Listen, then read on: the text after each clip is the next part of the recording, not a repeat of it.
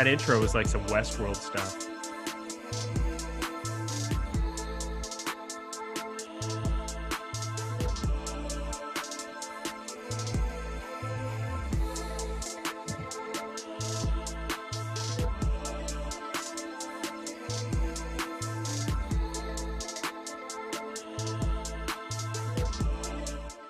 What is up, everybody? Happy Wednesday. Welcome to the Tip-Off, the show that sets the stage for all the most important news, daily fantasy plays, and bets on tonight's 6-game NBA slate and 5-game MLB slate. I am your host, Kayla Knierim.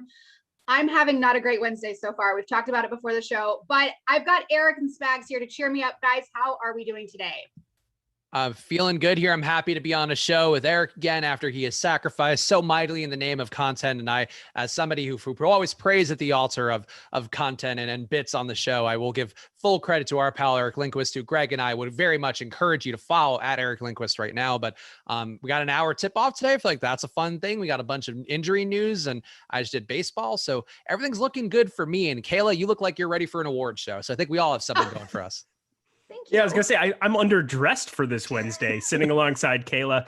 Before the show, I was just like, oh, Kayla can be the sister I never had. And she's like, oh, you're the brother I wish I never had. And she actually has a brother. I didn't say that. I said you're the brother I never wanted. Oh, yeah, that makes it better when you put it like that. Whatever.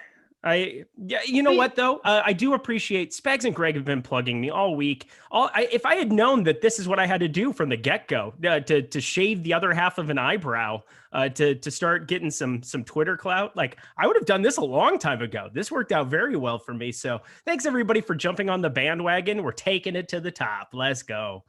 Let's go. Also, if anyone is technically savvy in the chat, let me know how to turn my Mac back on because it crashed and I'm working with a PC today and try no the mouse. Power button. It's like the dark ages over here. Thank you, Eric. Tried that a time or two. It is like crash. Like I have to go in and take it to the computer hospital immediately after the show today. Oh, that's how my Wednesday's going. Is it gonna live? Oh yeah, no, it's fine. I think it's all lost. Yeah. Fingers crossed. Wednesday's schedule. Oh, well, you know what? We'll get there. We'll get there right off the bat. Let's get to it. Guys, don't forget to hit the like button and subscribe to the channel for countless hours of content on the NBA, MLB, NHL, PGA, MMA, NASCAR, and every other sport that's in season. Let's talk about our sponsor, No House Advantage, who is taking a different spin on daily fantasy sports by offering player prop contests across the NBA, MLB, NFL, and PGA for cash prizes. This exclusively peer-to-peer fantasy sports platform levels the playing field and makes it easier for you to enroll cash compared with your traditional DFS sites. With over 500 player props offerings, No House Advantage is the largest provider of player props in the industry. And the best part is that you will receive a $20 first match deposit bonus today using promo code Awesemo. Be your friends, not the house. Download in the App Store and win big with player props today. As we always do on the tip-off, we're going to kick things off with bad beats. Last night, the likes of Luka Doncic, Anthony Davis, and Steph Curry had absolute floor games that sunk any lineups in which they appeared. Did you two survive the night? Eyebrow Eric, we'll start with you. Eyebrow Eric, wow. Put that to the ensemble of nicknames that I have been given thus far. It was a disaster. Yesterday was a complete and utter total disaster. It was a fire of which the likes have never been seen by the human eye. It was like putting gasoline and a bomb and a nuke together and then just putting them over the Pacific Ocean and setting it off. It was not good for me. I think I made like, $15 back? I had a lot more than that in play. I don't know if I've had this bad of a night, but pretty much every single stud that went off, I didn't have any like Giannis, who I guess ended up being a high scorer on the slate after being 5% and not being sure if he was going to play or not. Anthony Davis ended up way higher owned than I thought he was going to be, even around like 10%. He was right around 9% on both Draftkings and Fanduel and everything, and could not have performed worse. And you got overtime and 43 minutes out of him. So everything went poorly. And then Steph Curry was just the crap on top of crap too. Luka Doncic was even worse, who I had tons of. So I'm ready to move on to the next slate. Yeah, I was closer to a break even yesterday, thanks to guys like Saban Lee and then Kenrich Williams. I was able to swap to a bunch of, and Chimi Metu, a lot of guys here we've talked about throughout the year who end up being value plays, ended up being value plays yesterday. And really the bad beat to me is just that like my slate would have been completely different. Like Saban Lee was a guy I was above the field on. I'm sure I'd have still gotten there anyway. But if I had Saban Lee and Metu and Kenrich Williams at the start of the day, my day would have been infinitely better, even with me buying in an Anthony Davis, who, as Eric mentioned, he got his stank all over him by pretending to be him on the show, and then he has his worst game in the week. I don't know, maybe a correlation play there, but I would say overall for me, it's just the NBA right now. You just wish you knew everything you could know in the beginning of the night, and apparently that's not the way the game is played now. But it's going to be the same thing tonight, guys. So strap in and get ready to watch Peyton Pritchard. I don't know, just run around the floor tickling players instead of accruing stats today. Did you mean that late swap is an edge in NBA DFS or something? Well, is that what you're insinuating? It is if you plan ahead and you have Ty Jerome in a bunch of lineups, knowing that whoever starts at point guard is going to be useful against Sacramento. But I mean, like, you're right. Like, you trying to plan around, and that's the thing that frustrates me, is that you basically have to do mental gymnastics to plan around contingencies that you don't even know yet. And I think that's the frustration for me. But it's, I guess, the fun and the upside, and why guys like Eric have been right all year long about just being a late swap diva instead. I don't know why diva would give, but a late swap diva, and just sticking to your guns and forcing it every night. Yeah, the brother she never wanted, and the diva that I am. It's fine. I'm trying to get this tweet off, not having much success. Was that your phone that went off, or was that? It was. Okay, it was. I'm trying to copy and paste the link from YouTube. This is a Hot Mess Express show on this Wednesday is what that is. All right.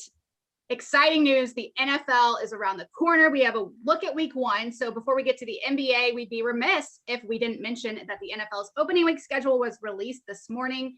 Sportsbooks across the industry promptly released lines for a majority of the games. So now could be the perfect time to take advantage of an inefficient line or two. What are your first impressions looking at the board for week 1, guys? And are there any bets you think have value already? Spags, we'll start with you. So I'm looking more at the futures market. I was checking OddsShopper to see some of the futures bets that are out there. I do think there are some that struck me as interesting. The Cowboys at plus 2,800 is one that I'm intrigued by. Obviously, I am sort of long-term a Cowboys fan, even though that's definitely lapsed in recent years. I think they're a team that's going to be on the upswing. Just getting Dak back in, getting Dak paid, I think is going to give them unlimited upside.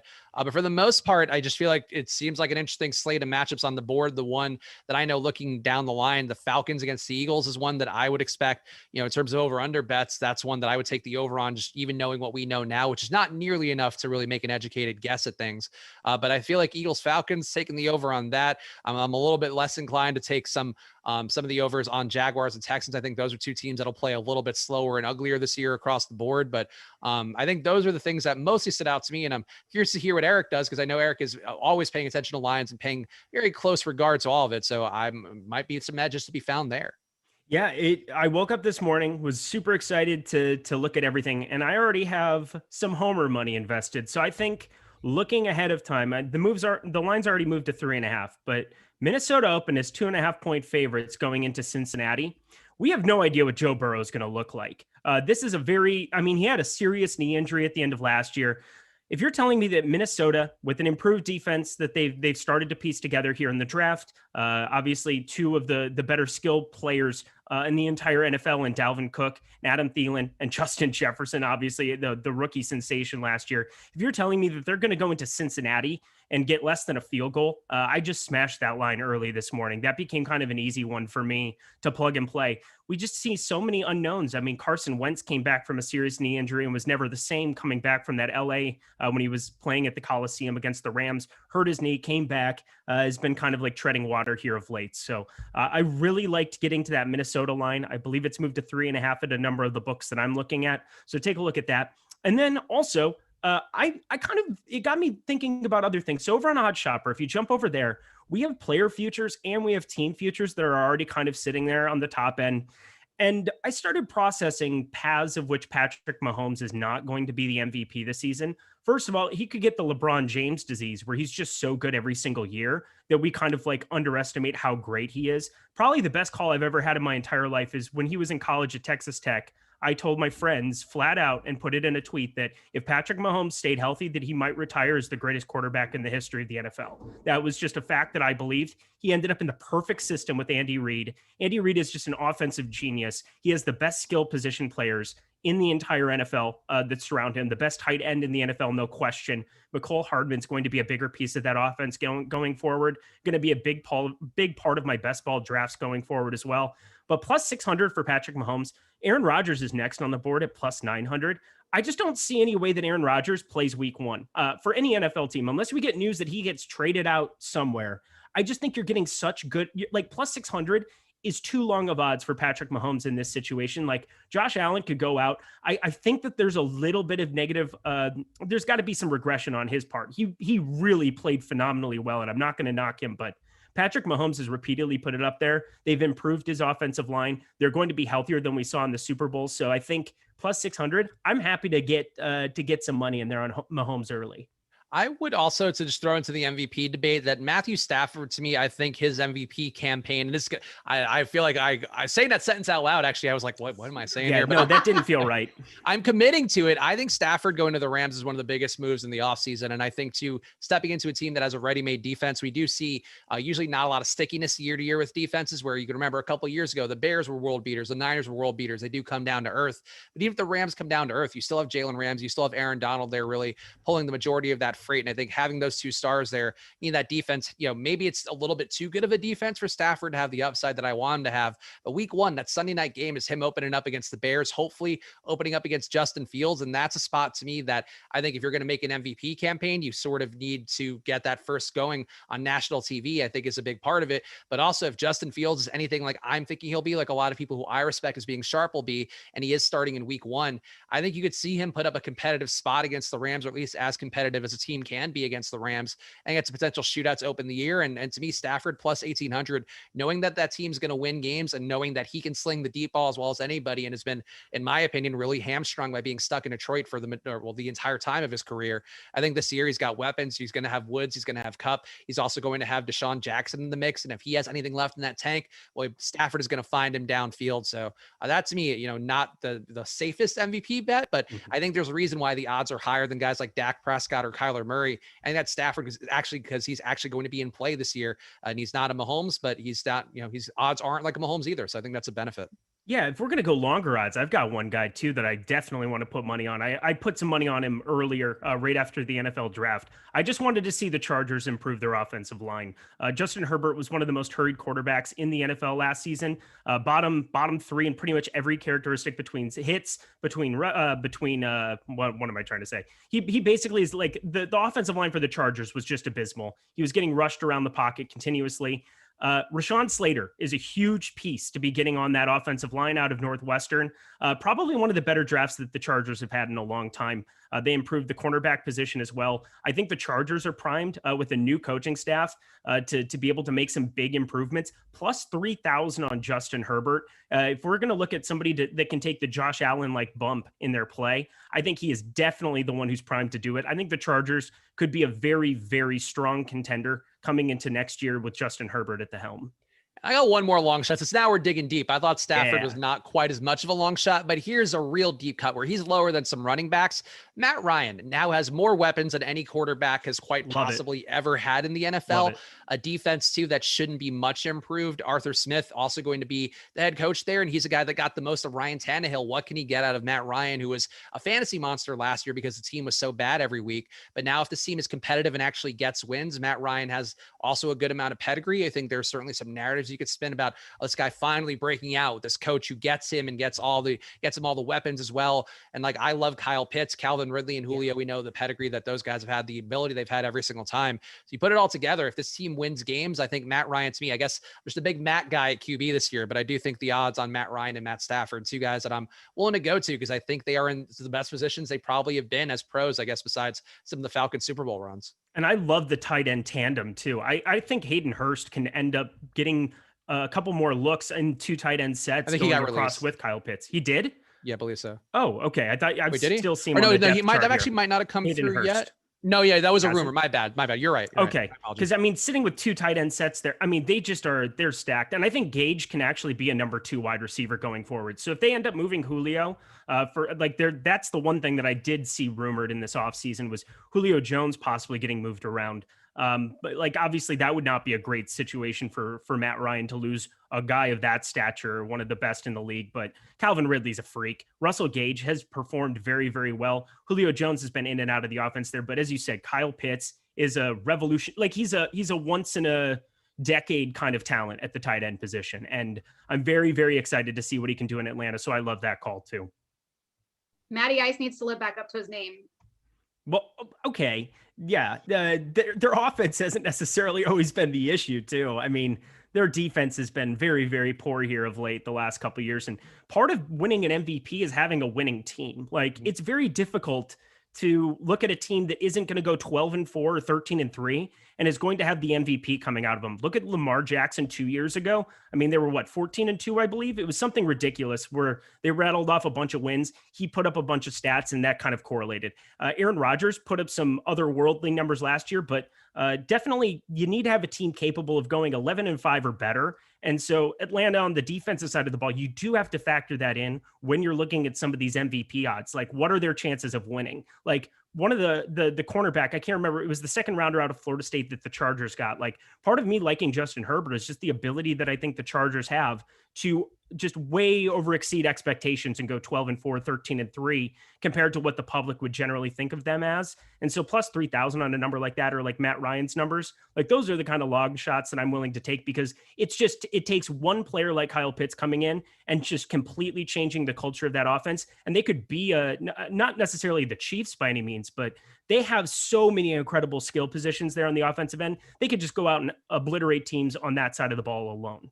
And I think that's something too to sort of keep in mind for anybody who is placing into these futures bets, whether it be on OddsShopper.com or if it's, just sort of going through your own books, whatever you're doing out there, is just trying to remember the narratives that are going to come up because we do have another 4 months or 3 months till the season really begins. And that's going to be something that, you're going to see the training camp narratives, the preseason narratives, all of that. And I think the Falcons are a team where by the time we get to week 1, I think there's going to be a lot of the value squeezed out because people have talked themselves into them over and over again, where all it takes is some good luck in close games, which they haven't had in recent years. All it takes is that defense being closer to league average and the bottom of the barrel. But really the result here is that Matt Ryan gets more opportunity, I think, no matter how you configure it.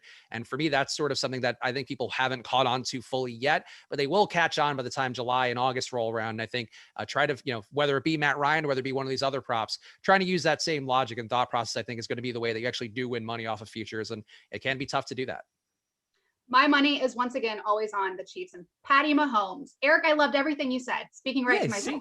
You're welcome. Yeah, no, I'm like the brother you want to have now, and I'm going to deny you. I think Patrick Mahomes is the brother she wants to have, if we're being honest. Yeah, no. Well, I mean, I do sound like Patrick Mahomes, so I guess you have to channel my voice. I'm just a vessel for the Patrick Mahomes. We should have a bit where we do sound bites of Kermit the Frog, Patrick Mahomes, and Eric, and just put them one by one, and just we have to guess which is which.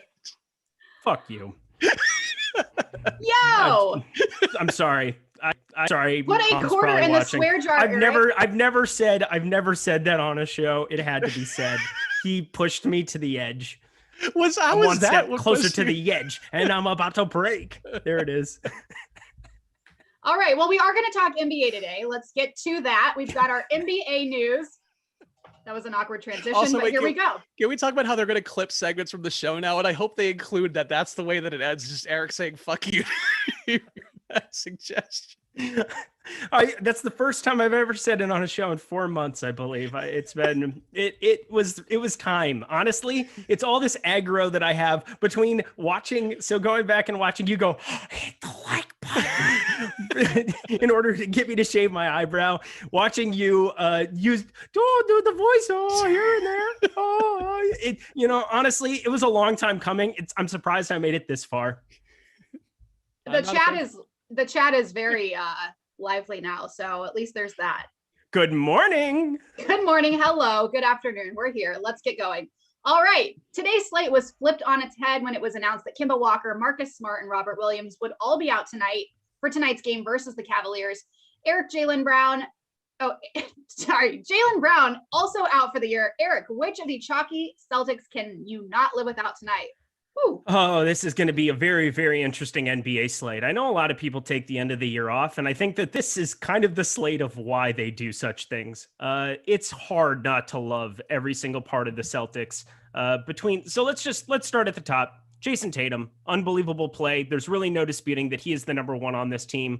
You're getting a terrible opposition in Cleveland, who is completely out of playoff consideration. Guys like Kevin Love, you would think would be limited in this spot. Not that you can't still take shots on them, but starting at the top, like Jason Tatum at 9,400 is just a misprice for his opportunity in this spot. Right now, projecting him, right around 55 fantasy points over on DraftKings. He's definitely the priority for me off of this team. Evan Fournier is coming in with even more ownership, 5,500 over on DraftKings, another smash spot. I mean, he's started to come alive here of late, 5 straight. He's talked routinely about how hard it was for him to come back from COVID. Now you're starting to see him really, really start to fit into the mold of this team, into the culture of this team. And people have responded well to him here of late and just shooting the ball better. I mean, opportunity is there for him now without Jaylen Brown there, without Marcus Smart out there. He's going to get a bunch of shots up. The difficult one for me still is the highest owned out of the entire grouping in Peyton Pritchard, 3,100. So on this season, 0.77 fantasy points per minute.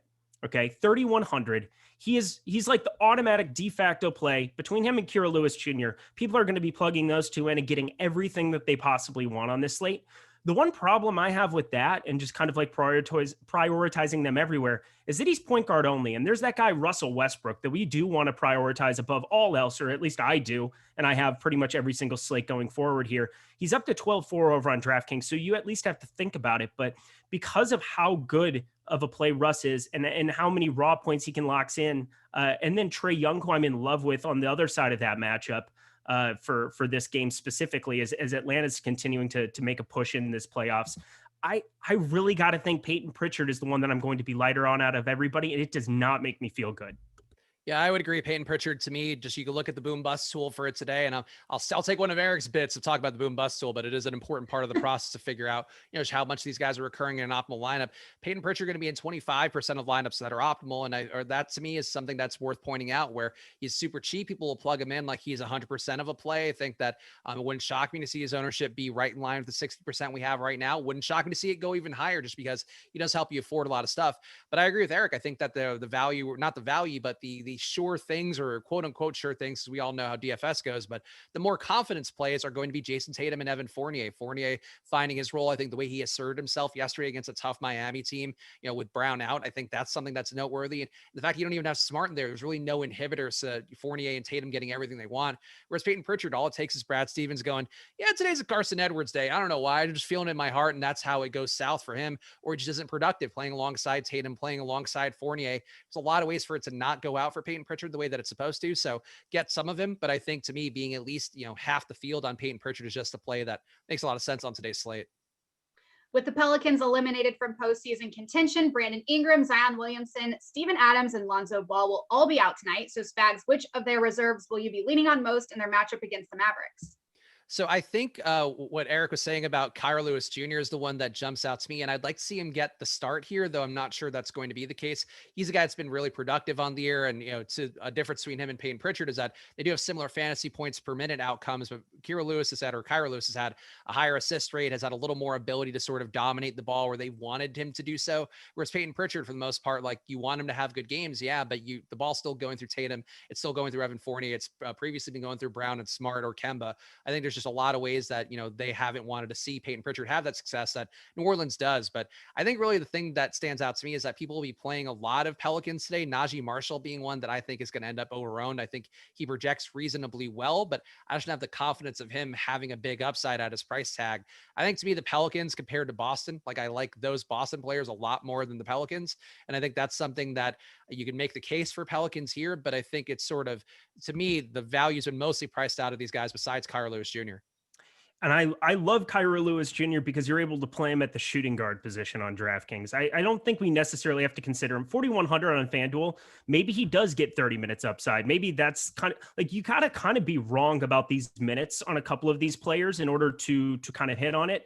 he's going to be popular over on DraftKings, so I don't think that that's as risky. I think it's really risky on FanDuel, where Peyton Pritchard's 3,500, to just say, you know what, I'm going to prioritize Lewis Jr., who, Pritchard has kind of an unabated run at the point guard position with no Kemba out there. Marcus Smart, he can fill in at the 2. So I really do like Peyton on FanDuel more, but yeah, I love that you're kind of lighter on, you're digging your heels in on Najee Marshall. I get it. I just don't know if he's like got the locked in role that they're kind of worried about. Oh, we're going to save him for next year. I mean, they've basically shelved everybody. Those key 4 guys, Adams, Ingram, Zion, and Lonzo. They basically just shelved them if they have any kind of lingering injuries. Obviously, Zion has a broken finger, I believe, but I feel as though Najee Marshall doesn't necessarily go into that class. So I see 30 plus minutes upside for him here. He's been pretty effective in that time with all of them off the floor, so I'm fine with it. But Lewis Jr., considering you can play him at the shooting guard position, huge priority for me on DraftKings at 3,300. Yep. Off their OT thriller versus the Knicks last night, LeBron James, Anthony Davis, and Alex Caruso are all questionable for their matchup versus the Rockets tonight. Eric, are there any late swap considerations you're making to account for this news? And which pieces would you be most interested in, pending how that news shakes out? So I'm a little disappointed in the Woj bomb. I thought he was pretty spot on with just about everything, and LeBron James didn't end up playing yesterday, and it still didn't stop me from having tons of Anthony Davis against the Knicks, so maybe that's my own fault. Anthony Davis also was a force on the defensive end, was very, very lingered. We live out here in LA, so stayed up late. That was just an awesome game to be watching. That fourth quarter in OT, for such a low-scoring game, I mean, it was just an absolute war. I would be surprised. I would be very, very surprised if Alex Caruso and Anthony Davis played in this game. So I'm throwing that out as the main caveat. Then we have to be super sensitive to who ends up in that starting lineup. So I'm assuming Andre Drummond's going to be there. Andre Drummond got spiked up to 35 minutes last night. He's been playing between 20 and 22 the last 6 games here for the Lakers. And we know the kind of fantasy point per minute guy he can be. If you get news that Anthony Davis is out, I'm going to have a scary, uncomfortable amount of Andre Drummond on this slate at $6,000 over on DraftKings, but especially at $5,400 over on FanDuel. It's going to be ridiculous. The next thing to be super sensitive to with the Lakers is whether or not Talen Horton-Tucker ends up starting or not. So Alex Caruso's been in the starting lineup, and I feel like Talen Horton-Tucker might be the guy that makes sense to stagger. But LeBron James affects Talen Horton-Tucker more than he affects anybody else on the entire Lakers. In 171 minutes with James, Davis, Schroeder, and Caruso off the floor this year, he's averaging 1.28 DraftKings points per minute, like an absolute ridiculous monster. Now, if you, in that equation, just take LeBron James and put him on the floor next to Talen Horton-Tucker, 0.68 DraftKings points per minute. If Talen Horton-Tucker is not starting, I will have a ton of him. If Talen Horton-Tucker is starting alongside LeBron James, he's an absolute fade because I'm expecting the ownership will still be there for him. Yeah, Talen Horton-Tucker, I would agree. He did start the second half yesterday with Caruso out, so I think there's probably a good pathway for him to start no matter what the configuration is here today. But I think a spot here where if you did get Anthony Davis out, if you did get Caruso out, Talen Horton-Tucker would be a very appealing play where he's basically only competing with Kyle Kuzma then for shots. So I think that's sort of what I'd be looking for here. And I agree with Eric's take as well on Andre Drummond. If you do get Anthony Davis out, especially Davis and LeBron out, Drummond should have the run of the castle here, and you're probably looking at a close approximation to Cleveland Andre Drummond, as you've seen recently here. So I think that's something to keep in mind going against Houston, a team who's going to miss a good amount of shots. That's where Drummond really can spike that ceiling there, getting offensive rebounds, getting defensive rebounds, having nobody really compete with him in the paint. I think something to watch out for. So I think I'm going to have enough Houston where I should have some ways to pivot around, because I still do like Houston generally with Kelly Olynyk, a guy we talked about enough on these shows, but will still be in the hunt for me. I think I'll have the utility to pivot around, but I think trying to find some plays that you like currently in the last couple games, so you have that flexibility to open up, and trying to prioritize those guys a bit more. So, again, for me, it's going to be Olynyk, maybe Jordan Clarkson, maybe Joe Ingles, maybe Damian Lillard, even just having some room to swap around for the late games, I think is going to be important. So I would prioritize that as the king of late swap is what they call me here on the channel now that I've been so successful at it in this one day yesterday. That's what it is. Yep. I need you guys to stall because my run sheet disappeared. That's okay. Well, I want to talk a little bit more about the Lakers. We're good. Yeah, I have one more guy I can maybe talk Eric about can just curse at me some more too if you want to. No, I would prefer not to. You're a lovely individual. I just needed to give you a little piece of my mind. That's really all it was. But Kentavious Caldwell-Pope, 4,400 over on DraftKings. If he ends up being like a last piece in at 4,400, he's obviously $1,000 more expensive than a guy like Peyton Pritchard, but carries some 3-point upside. LeBron James being alongside him is definitely a little bit of a boost. So Anthony Davis on the floor, not the biggest playmaker, not a very good assist rate. Exact opposite. LeBron James being one of the greatest playmakers in NBA history, being able to create off the dribble, make his teammates better, has pretty much gotten a lot of gotten a lot of trouble for being a pass first guy in a lot of situations. But Kentavious Caldwell-Pope and Kyle Kuzma, both pieces that benefit a lot from having LeBron James on the floor alongside them. They definitely see a little bit of a boost. In 660 minutes together, Kuzma averages 0.94 DraftKings points per minute with LeBron James, but in 508 minutes with him off and Davis on the floor, 0.76. So you're looking at basically a completely different basketball player, 0.2 DraftKings points per minute difference. So Kyle Kuzma sees a big bump sitting alongside LeBron as opposed to Anthony Davis. Okay, I'm back in business. How'd I do? Almost. You're Great. okay. Oh my gosh. Also, someone said in the chat that my hoops were ghetto, and they're very on trend, and they're from Revolve. Thank you. I love them. Yeah, no, and ghetto's a good thing sometimes. I mean, it could be you have a little spunk in you today. You have a little bit of you got a little swagger going. Is it the top? It's like pleather or leather. I'm not sure. It is not pleather? breathable. I'll tell you that. What's pleather? Fake leather. Fake leather, patent leather. Oh, I don't isn't know, that like actually. faux leather? Wouldn't you say that? FEAUX, by the way. I think it is called. It is called pleather. Yeah, I feel like just all fake leathers are called pleather. Yeah. Oh, my interest is becued. Eric. All right, let's head over to our one-on-ones. In these battles between stars, which player would you rather have in NBA, DFS, or prop bets tonight? Russell Westbrook is on another planet right now, so let's disregard comparing him to anyone. Thank you. But Luka Doncic and Trae Young are two other high upside spend-ups at the point guard position, so let's compare them instead. Which one would you rather have in tournaments tonight, Luka or Trae, Spags? I think it's going to be Trae Young for me because I do think there's a very obvious pathway to Trae having an outlier effort going against a Washington team that plays fast, B, just getting sucked into the vortex of Russell Westbrook, who's playing out of his mind recently, as we all know. But I think Trae Young, certainly a guy who does like to go in these head-to-head, these point guard battles in a way that I think gives him upside here. And really the 240 combined totals apart that I think is the most important thing to cling to here. It's a gigantic total for Atlanta and a gigantic total in this game, where if it stays competitive, certainly a lot of ways for Trae to have that upside. But I do think, for me with Luka, I just have concerns that he's not going full bore right now, whatever that may be. The nut punch game was a bad one. We talked about that and how that killed a good amount of both Eric and my lineups the other day. But Luka yesterday too, just not doing that much. And I think it's because Dallas doesn't really need wins right now, and they're getting enough production for the most part from other guys. So he's laying back and sort of saving, doing that LeBron in-game rest that we've seen sometimes over the years. I think that's what Luka's doing right now, where he's just kind of going through the motions until we get to the playoff time. And I think that to me is a real concern, where I had the same fear about Giannis, so it certainly can be wrong, but I do think playing less Luka seems like a move to me, and playing a guy like Trae, who's actually playing for something for playoff seeding and positioning, and just in a really competitive mano-a-mano spot. I think that to me just puts me on a lot more Trae Young.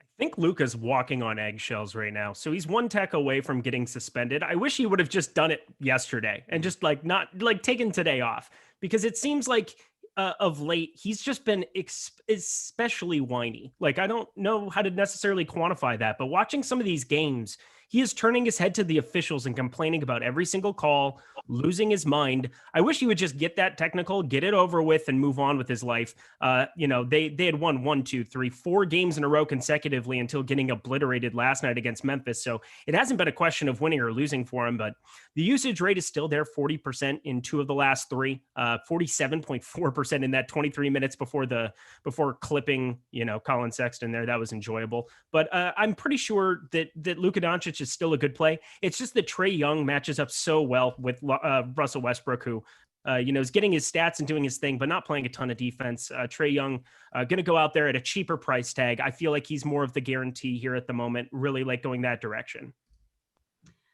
Peyton Pritchard and Kira Lewis Jr. are both extremely cheap and should see much larger roles on their respective teams tonight. Which one are you planning to prioritize this evening, Pritchard or Lewis Jr., Eric?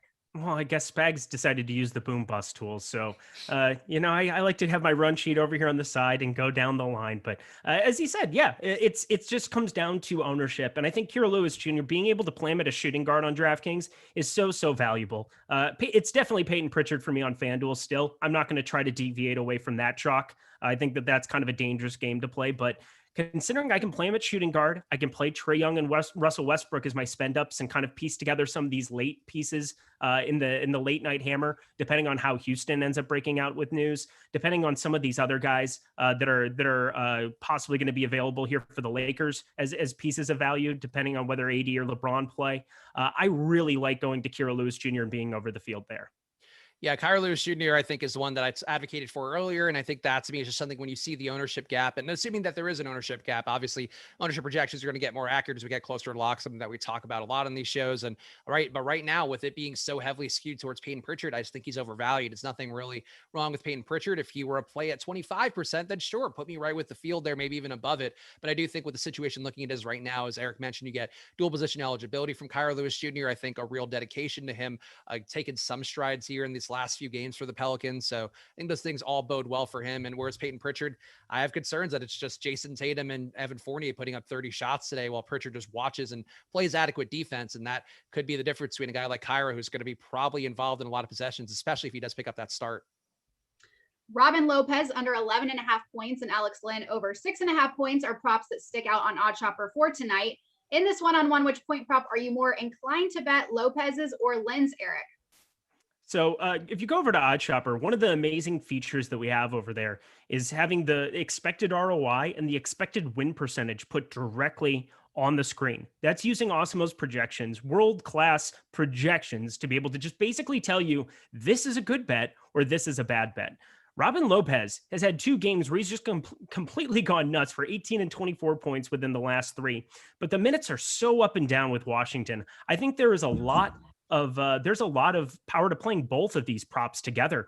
They're correlated well together. You're not necessarily like, I wouldn't want to play the over on both of them. I wouldn't want to play the under on both of them, but there's a nice window as well for some of these props where it's just like, you got to be able to kind of see what they're doing. Scott Brooks has such a strange rotation for these centers.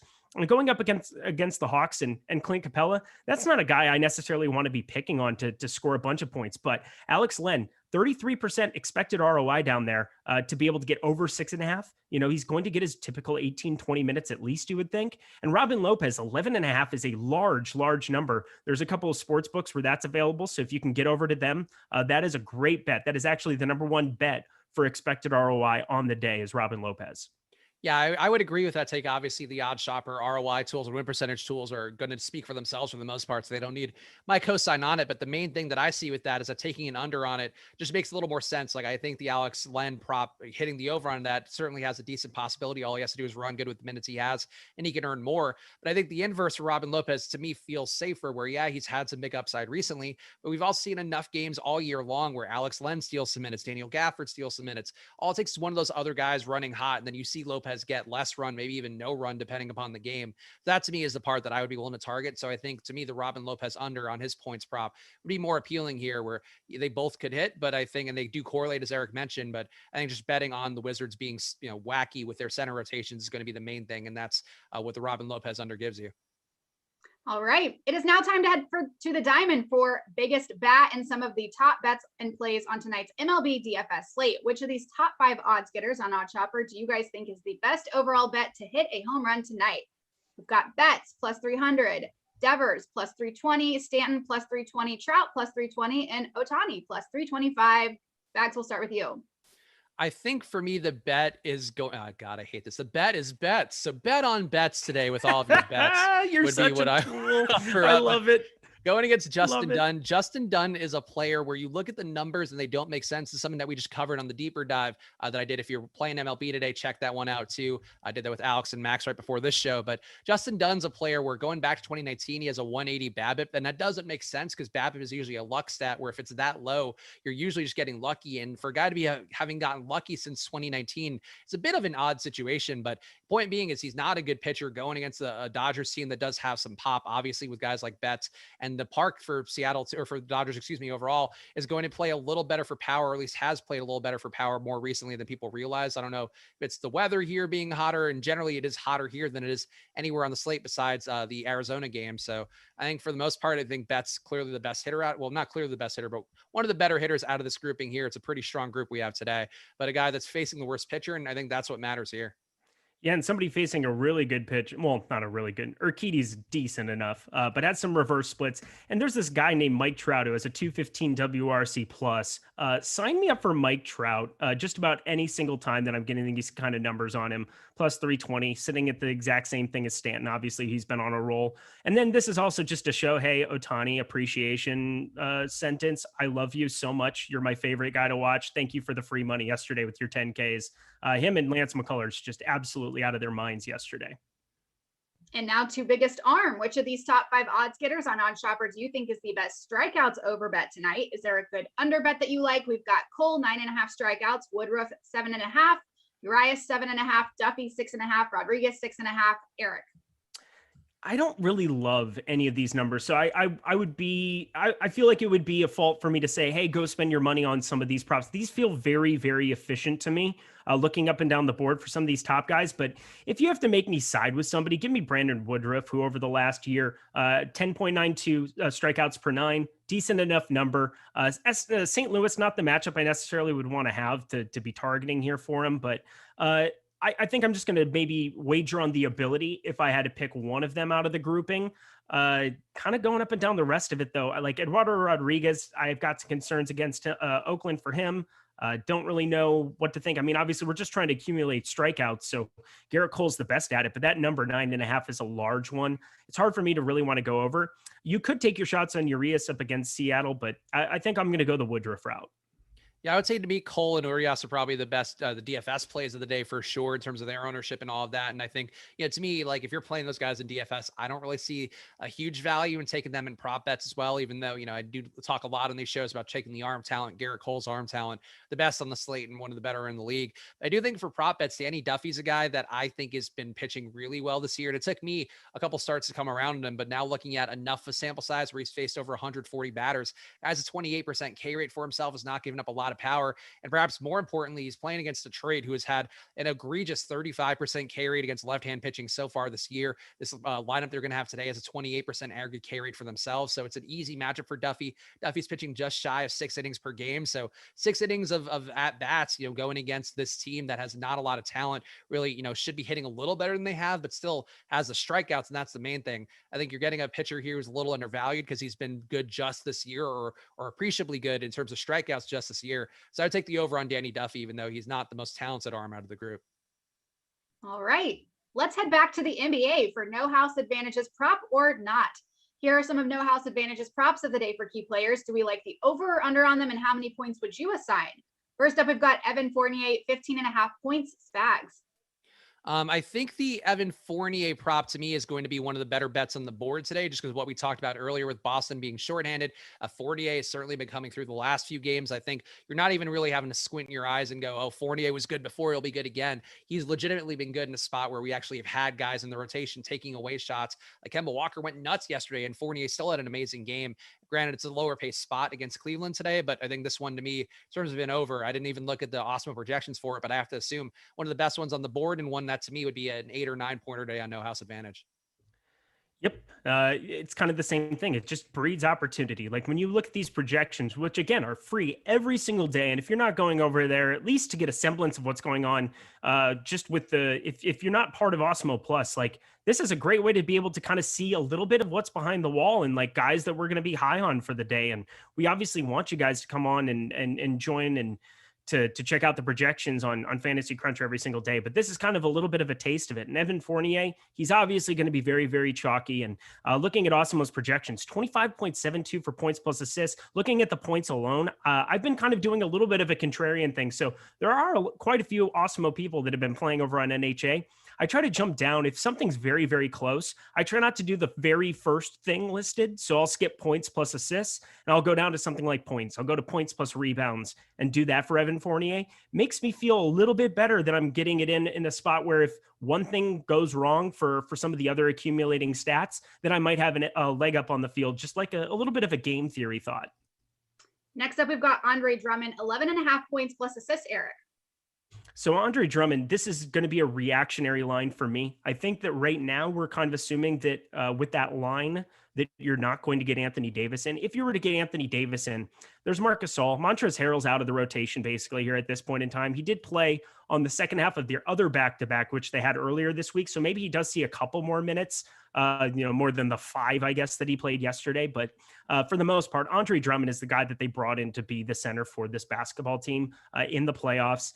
Can definitely get there in a meaningful way with stats, even alongside Anthony Davis and LeBron James. But I would feel a lot better about this prop for points plus assists to points plus rebounds plus assists. Anything on and over for Andre Drummond, feel a lot better if you get Anthony Davis out.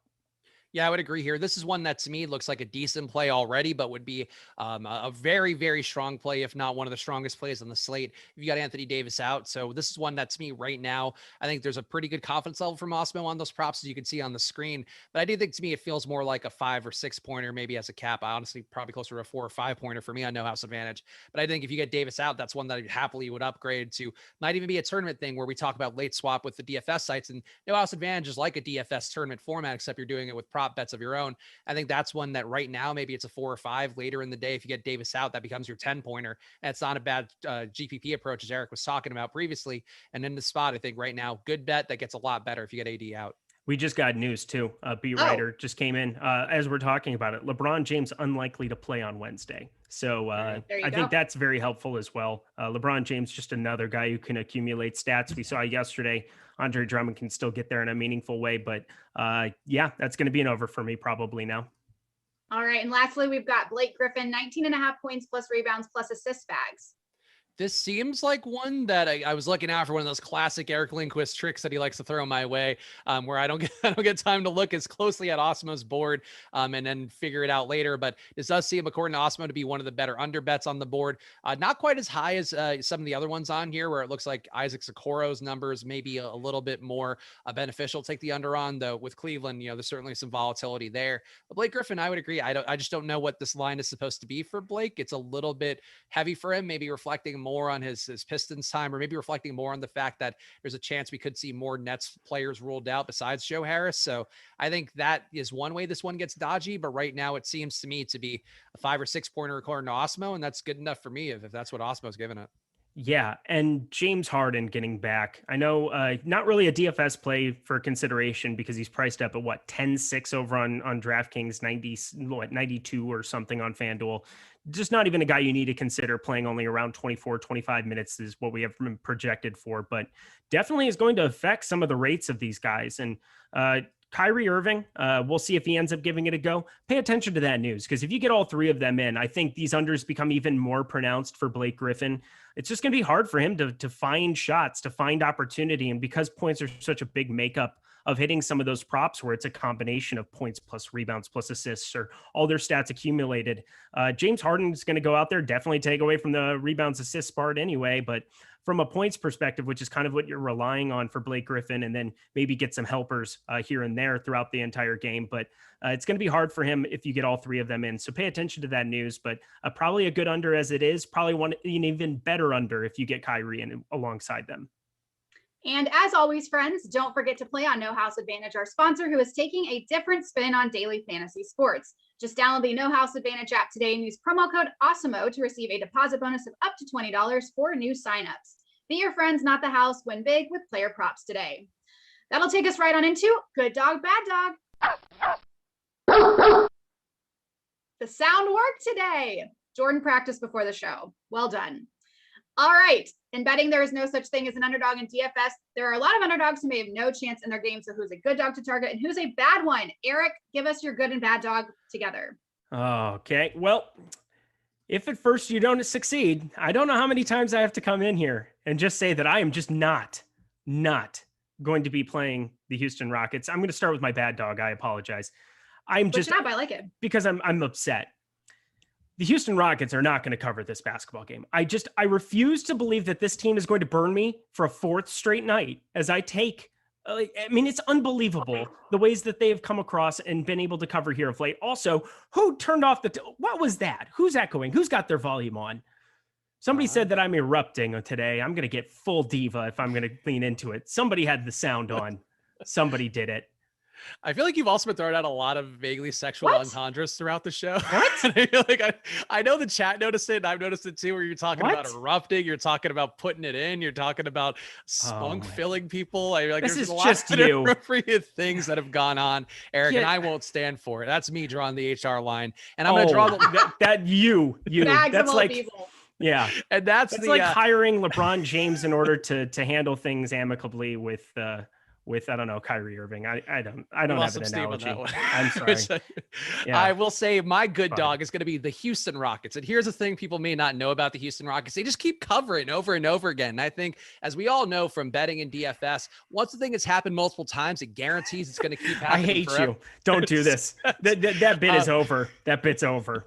I do like, no, but honestly though, I will take Houston as my good dog. I think they cover again here. And I think the Lakers too. Would you like to wager on it? No, I don't want any betting. I'm done with peer-to-peer betting when it revolves around Awesemo. That's the only place we can. Okay, that is the place to do it. That is definitely the place. But no, not confident enough to do any dignity bets on it. I feel like we've all suffered enough this week through that. But I will say that for me, Houston, not a good dog that you'll have the most confidence in, but I think they're feisty, and I like my feisty team. So good dog, Houston. You guys both gave your good dog and bad dog, correct? No, I didn't do a bad dog. You didn't do a good dog. Yeah. Okay. Well, we'll balance each other that way. All right. I mean, I like Washington against Atlanta 6.5. Need a win stuff. Yeah. Atlanta doesn't need to win nearly as badly. So there you go. And I'd say Nolans is my bad dog. Sure, they have vignettes and delicious foods and alcohol on the streets and all that, but they don't have enough to keep up with the Dallas Mavericks. So take your sad spin down Bourbon Street Pelicans because you're a bad dog. All right, really quickly, make or break. Eric, give us your make or break. I knew I got him. I don't even have Zoom up. What's happening over there? Just Spags is so dumb. He's so dumb.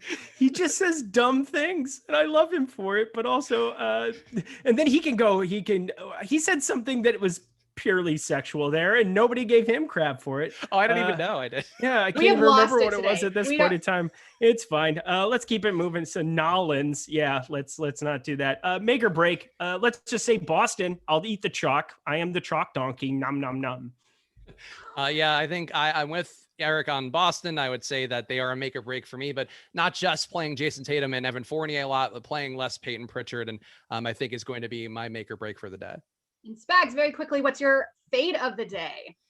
Fade of the day has got to be Peyton Pritchard again. I'll play some of them. I'll play 25% of them, maybe even a little bit more of that, depending on the ownership looks. But I think you have to come in under the field on him. Otherwise, you'll be taking a sad spin down Bourbon Street for yourself. So I'd say that's my fade.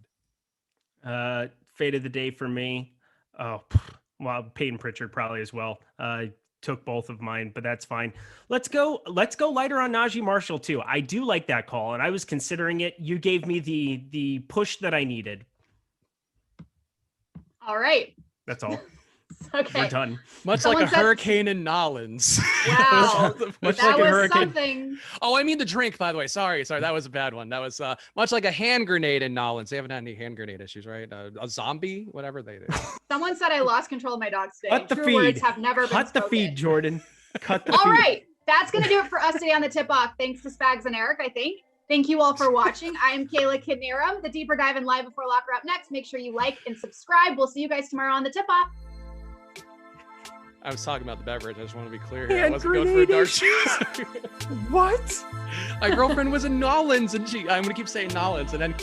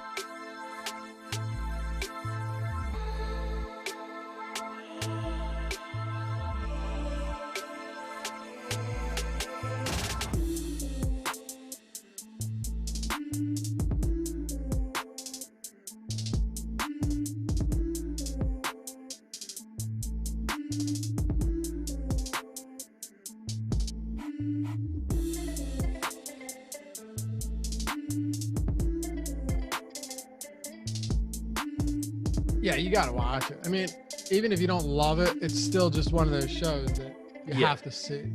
Yeah, it's kind of gotten to the point where I like make it a point not to watch it now just because it makes people mad. Because it's been so long. And it's just fun to get reactions out of people. I mean, like Breaking Bad took me a while to get into also, and then I'm glad I watched it. Same for The Wire. I mean, that's The Wire, Breaking Bad, two of the best shows ever. Breaking Bad starts super slow. The Wire season 1's great. Oh yeah, yeah. With Snot Boogie. Yeah, which What's I going on? love season 2. But What's going on, everybody? We could do that for a long time.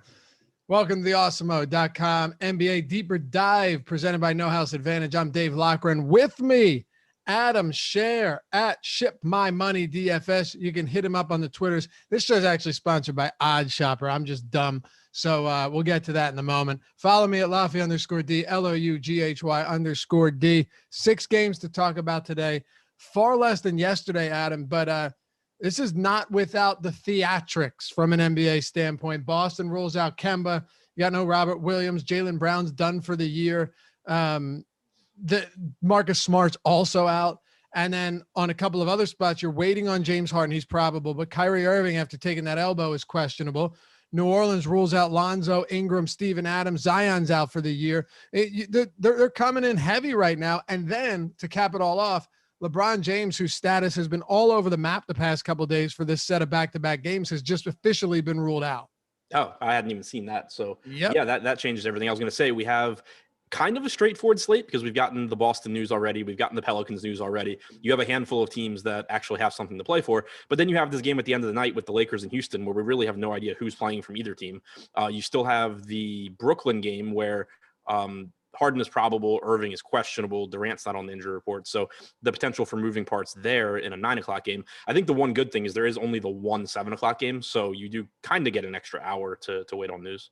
Sure. Yeah. And Jordan, I just got a new line for that Lakers game. If you want to throw it in there, it was off the board for a while. It just came back on. So the LeBron news making a splash there. We're happy to have you guys with us. Adam, I was just thinking about this today. This is one of the last NBA deeper dives you and I will be doing this year. Yeah. Because I guess the last day of the season's on Sunday, right? Yeah. And yeah, I told Chris I would do a Sunday morning show to do that 15-game slate or whatever it is. Dude, that's going to be rough. And yeah, I don't know if they're going to split the slates up because all the games are supposed to be in a 3.5 hour window. Yeah, I'm assuming it's just going to be basically a baseball slate full of basketball games. Tuesday night baseball slate. Yeah. It's going to be crazy. Tomorrow. Chris is lucky I like him, and I didn't have the heart to tell him absolutely not. Tomorrow is going to be the last show we do together for the deep dive because I'm not going to be on Friday. going to anyone in the Northeast might know, Lake Wallenpaupack, going for a little bachelor party. Fortunate enough, this is the second bachelor party for the same dude because his wedding got canceled back in September, and we went to one last summer. So you can't beat that. You marrying the same chick? No, that's the crazy part. Yeah, of course. It got canceled because of COVID, not because... I figured that, but I mean, they gave him a year to reconsider. I didn't know if... Right. Yeah, I wish mine was. No, I'm just kidding, obviously. But yeah, got to go up there for the weekend, take the boat out, go fishing, and come back, and you and I will be talking baseball next week. Yeah, it's going to be crazy not having to like guess starting lineups and stuff. For sure. So we'll get into this a little bit more later, tomorrow at least, but it's been fun season for sure. Appreciate all you hanging out with us throughout the year. Hit that thumbs up if you've enjoyed it as much as we have, and subscribe to the channel if you haven't done so yet, making that push to get to, what are we going for? 60,000 subscribers. So all the support, greatly appreciated. We love you guys. It's been a wild season, and the past couple of weeks haven't been any easier on any of us, but that's why we're all here, breaking it down, trying to figure this out together. So the first question, Adam, what are we doing today from a lineup construction standpoint? Is it any different than it's been for the past 10 days? No, I mean, I think it's about the same. The only difference is you obviously don't have quite as many pay-up options because there are only 6 games, but there is still Russell Westbrook. He's at an elevated price tag. I don't really care because there's enough value today. It doesn't matter. Obviously, we'll talk about him more when we get into that game, but it's just naturally still going to be at least to some extent a stars and scrubs slate. Like you have 2 just clear top plays, I think, with Westbrook and Tatum. Luka's on the slate, Young, Durant, Lillard, Davis without LeBron. You know, there's still a ton of spots to pay up for.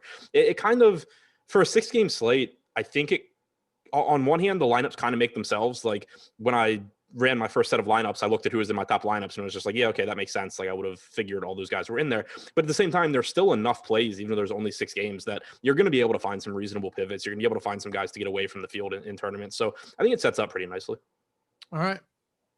Yeah, I said I would shave my face. I did, going along with Eric, trying to have some solidarity there. But I said from the jump, I wasn't doing it until after the weekend. So come back on Monday, talk a little baseball, shaved face, look like a dummy. Let's dive into this. Washington and Atlanta. We got the Wizards, Bradley Beal out, and Russell Westbrook finally priced up.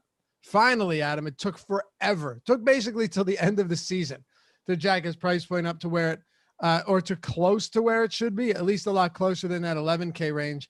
He's still pulling, though, on DraftKings. This is the remarkable part, and I mentioned to Josh on the strategy show, like, if you're wondering how underpriced he was, how often do you see a guy go from 11K to 12.4 overnight and his projected ownership is still around 40%? Yeah, exactly. And I kind of made that point in the deep dive. There's always a tendency when you see a price increase like that to say, oh, now Westbrook is overpriced. You have to remember how underpriced this guy was. He was 82% owned in the big $20 tournament on DraftKings last time he played on Monday. Granted, some of that maybe had to do with the triple-double narrative, but an 11K guy at 80% owned on a 6-game slate in a tournament with 23,000 people or whatever it is insane. And it tells you how underpriced he was. So the fact that his salary jumped doesn't make him overpriced. It just makes him closer to correctly priced, even though he's still not that close, I don't think. Exactly right. Yeah. Check the strategy show out. That's still going every day of the week, Monday through Friday, 10 a.m. Eastern. I don't know how the strategy show is going to work for NBA postseason, but we'll get all that squared away. And then we'll move some of the NBA crew over to MLB, but we'll still have a ton of content for postseason NBA, for regular season baseball, all of that good stuff. And welcome, Brian, to Team Awesemo. I see it. Get the badge there, signed up. Hit that join button if you haven't done so yet. You want to join the team here, get those badges, get those emojis. I saw a couple of those badges flip over from bronze to silver, looking fresh earlier today. There it is. Tony Porcelli. He's got one. Tony's got one. Nobody else yet. I think someone else does. I don't know. I'm not even close. I think every month it switches up. But yeah, check that out. You want to join it and become part of the community here. Hit that join button and check out all the perks. Outside of Westbrook, though, and we both agree, there's just way too much value coming from everywhere else. But also Westbrook was so egregiously underpriced that this isn't a mispricing at this point. They haven't overcorrected. They had done such a bad job of correcting to begin with that what would usually be an overcorrection is like, oh, okay, I guess it's close now. So that's the crazy part.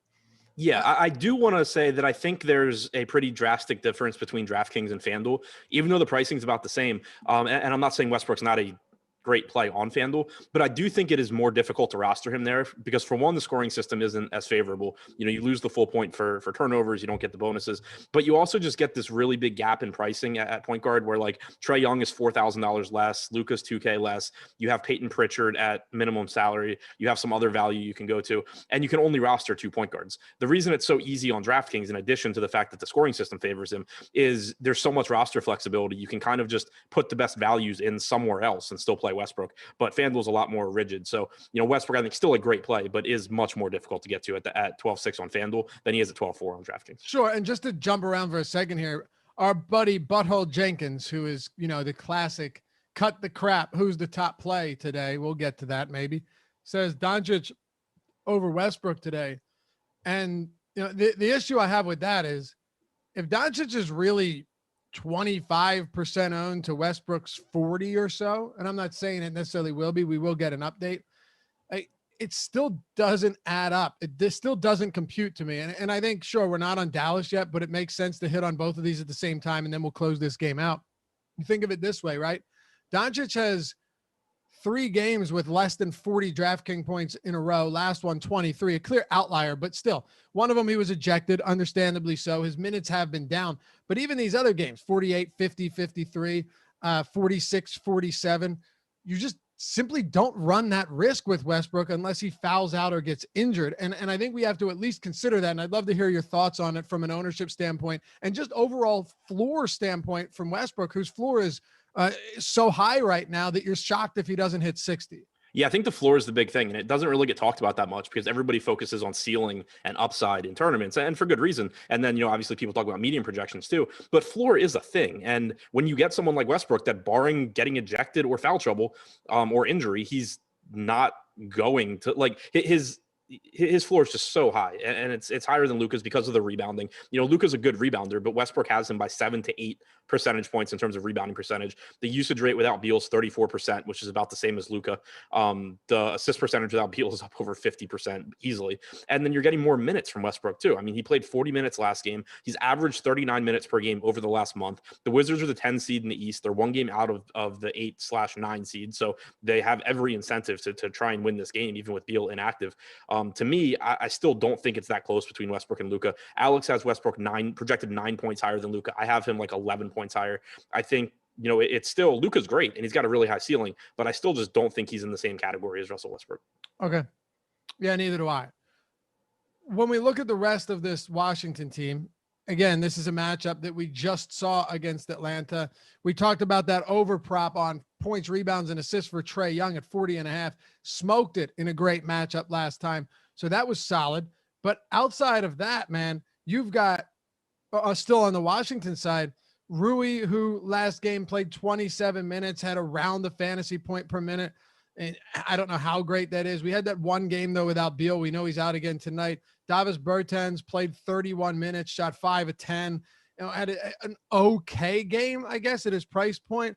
I don't know how great it is in May, though, when everybody else is going off. I mean, who else, if anyone, can we lean on not named Russell Westbrook with Beal sidelined again? Yeah, so I mean, Westbrook's the only one you're going to feel confident in, but I do think the salaries on Washington are a little cheap. Rui's interesting to me. I played him last game. It didn't really go that well, but he still had a 30% usage rate in that game. He's now played 7 games with Westbrook active and Beal inactive, has a 24.5% usage rate in those games. He still only averaged 0.88 DraftKings points per minute, which is a problem. And he only played 27 minutes last game, but I think if he's playing well, there's a good chance you see him get 32 to 34 minutes. So I still think there's some upside for Rui. Davis Bertans, again, they need someone to step up and score outside of Westbrook. Rui and Bertans are the guys that are the most likely to do so. Bertans has about a 17% usage rate without Beal this year. He's cheap. I don't have any issues going there. And then you're getting increased playing time from Hollow Neto. You're probably getting around 23, 24 minutes from Ish Smith, who's cheap. I even mentioned Chandler Hutchison in the deep dive because he played 25 minutes last game. I think he plays fewer minutes today if Rui plays well, but he does at least have a path to mid-20s minutes. So I don't think any of those guys really are priorities to me other than Westbrook. But, you look at Rui getting 5% ownership on DraftKings right now. I think that there's some value there. Bertans getting about 12% ownership. I think that, makes sense. I think you can still mix in some of these guys, but Westbrook's the only one that I would say really is a priority. Okay. Oh, hey, never mind. You and I are staying on the deeper dive through at least the first round of the NBA playoffs. Sweet. Yeah, I'm okay with that. We'll make the transition to Playoff baseball. basketball's fun. I love playoff basketball. Playoff DFS basketball is a lot of fun, man. I'll never forget during like years ago, right, where DraftKings essentially wouldn't change the salaries of guys throughout the entire round. Do you remember that? Vaguely. I normally don't play it. I think last year was the first year I actually played playoff basketball. Normally by the time the playoffs run around, I'm so over it with NBA. I just play baseball. So it was very odd. I mean, you could essentially make the same lineup every single night if the games were staggered in the same format. You know what I mean? It was the weirdest thing. You could just copy your lineup over. It was very, very weird. And like when you don't have any pricing changes at all, it makes things strange, but they've done such a better job of correcting that. I'll never forget when Larry Sanders was minimum salary for like 4 straight weeks with the Bucks. Yeah. Crazy times, man. They've changed quite a bit. Let's talk about Atlanta though.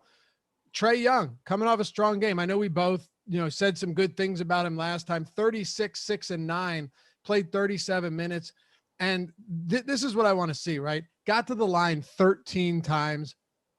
Usage was monstrous in that game. If you're looking at field goal attempts plus free throw attempts, he was through the roof, and he only knocked down 1 of 7 threes.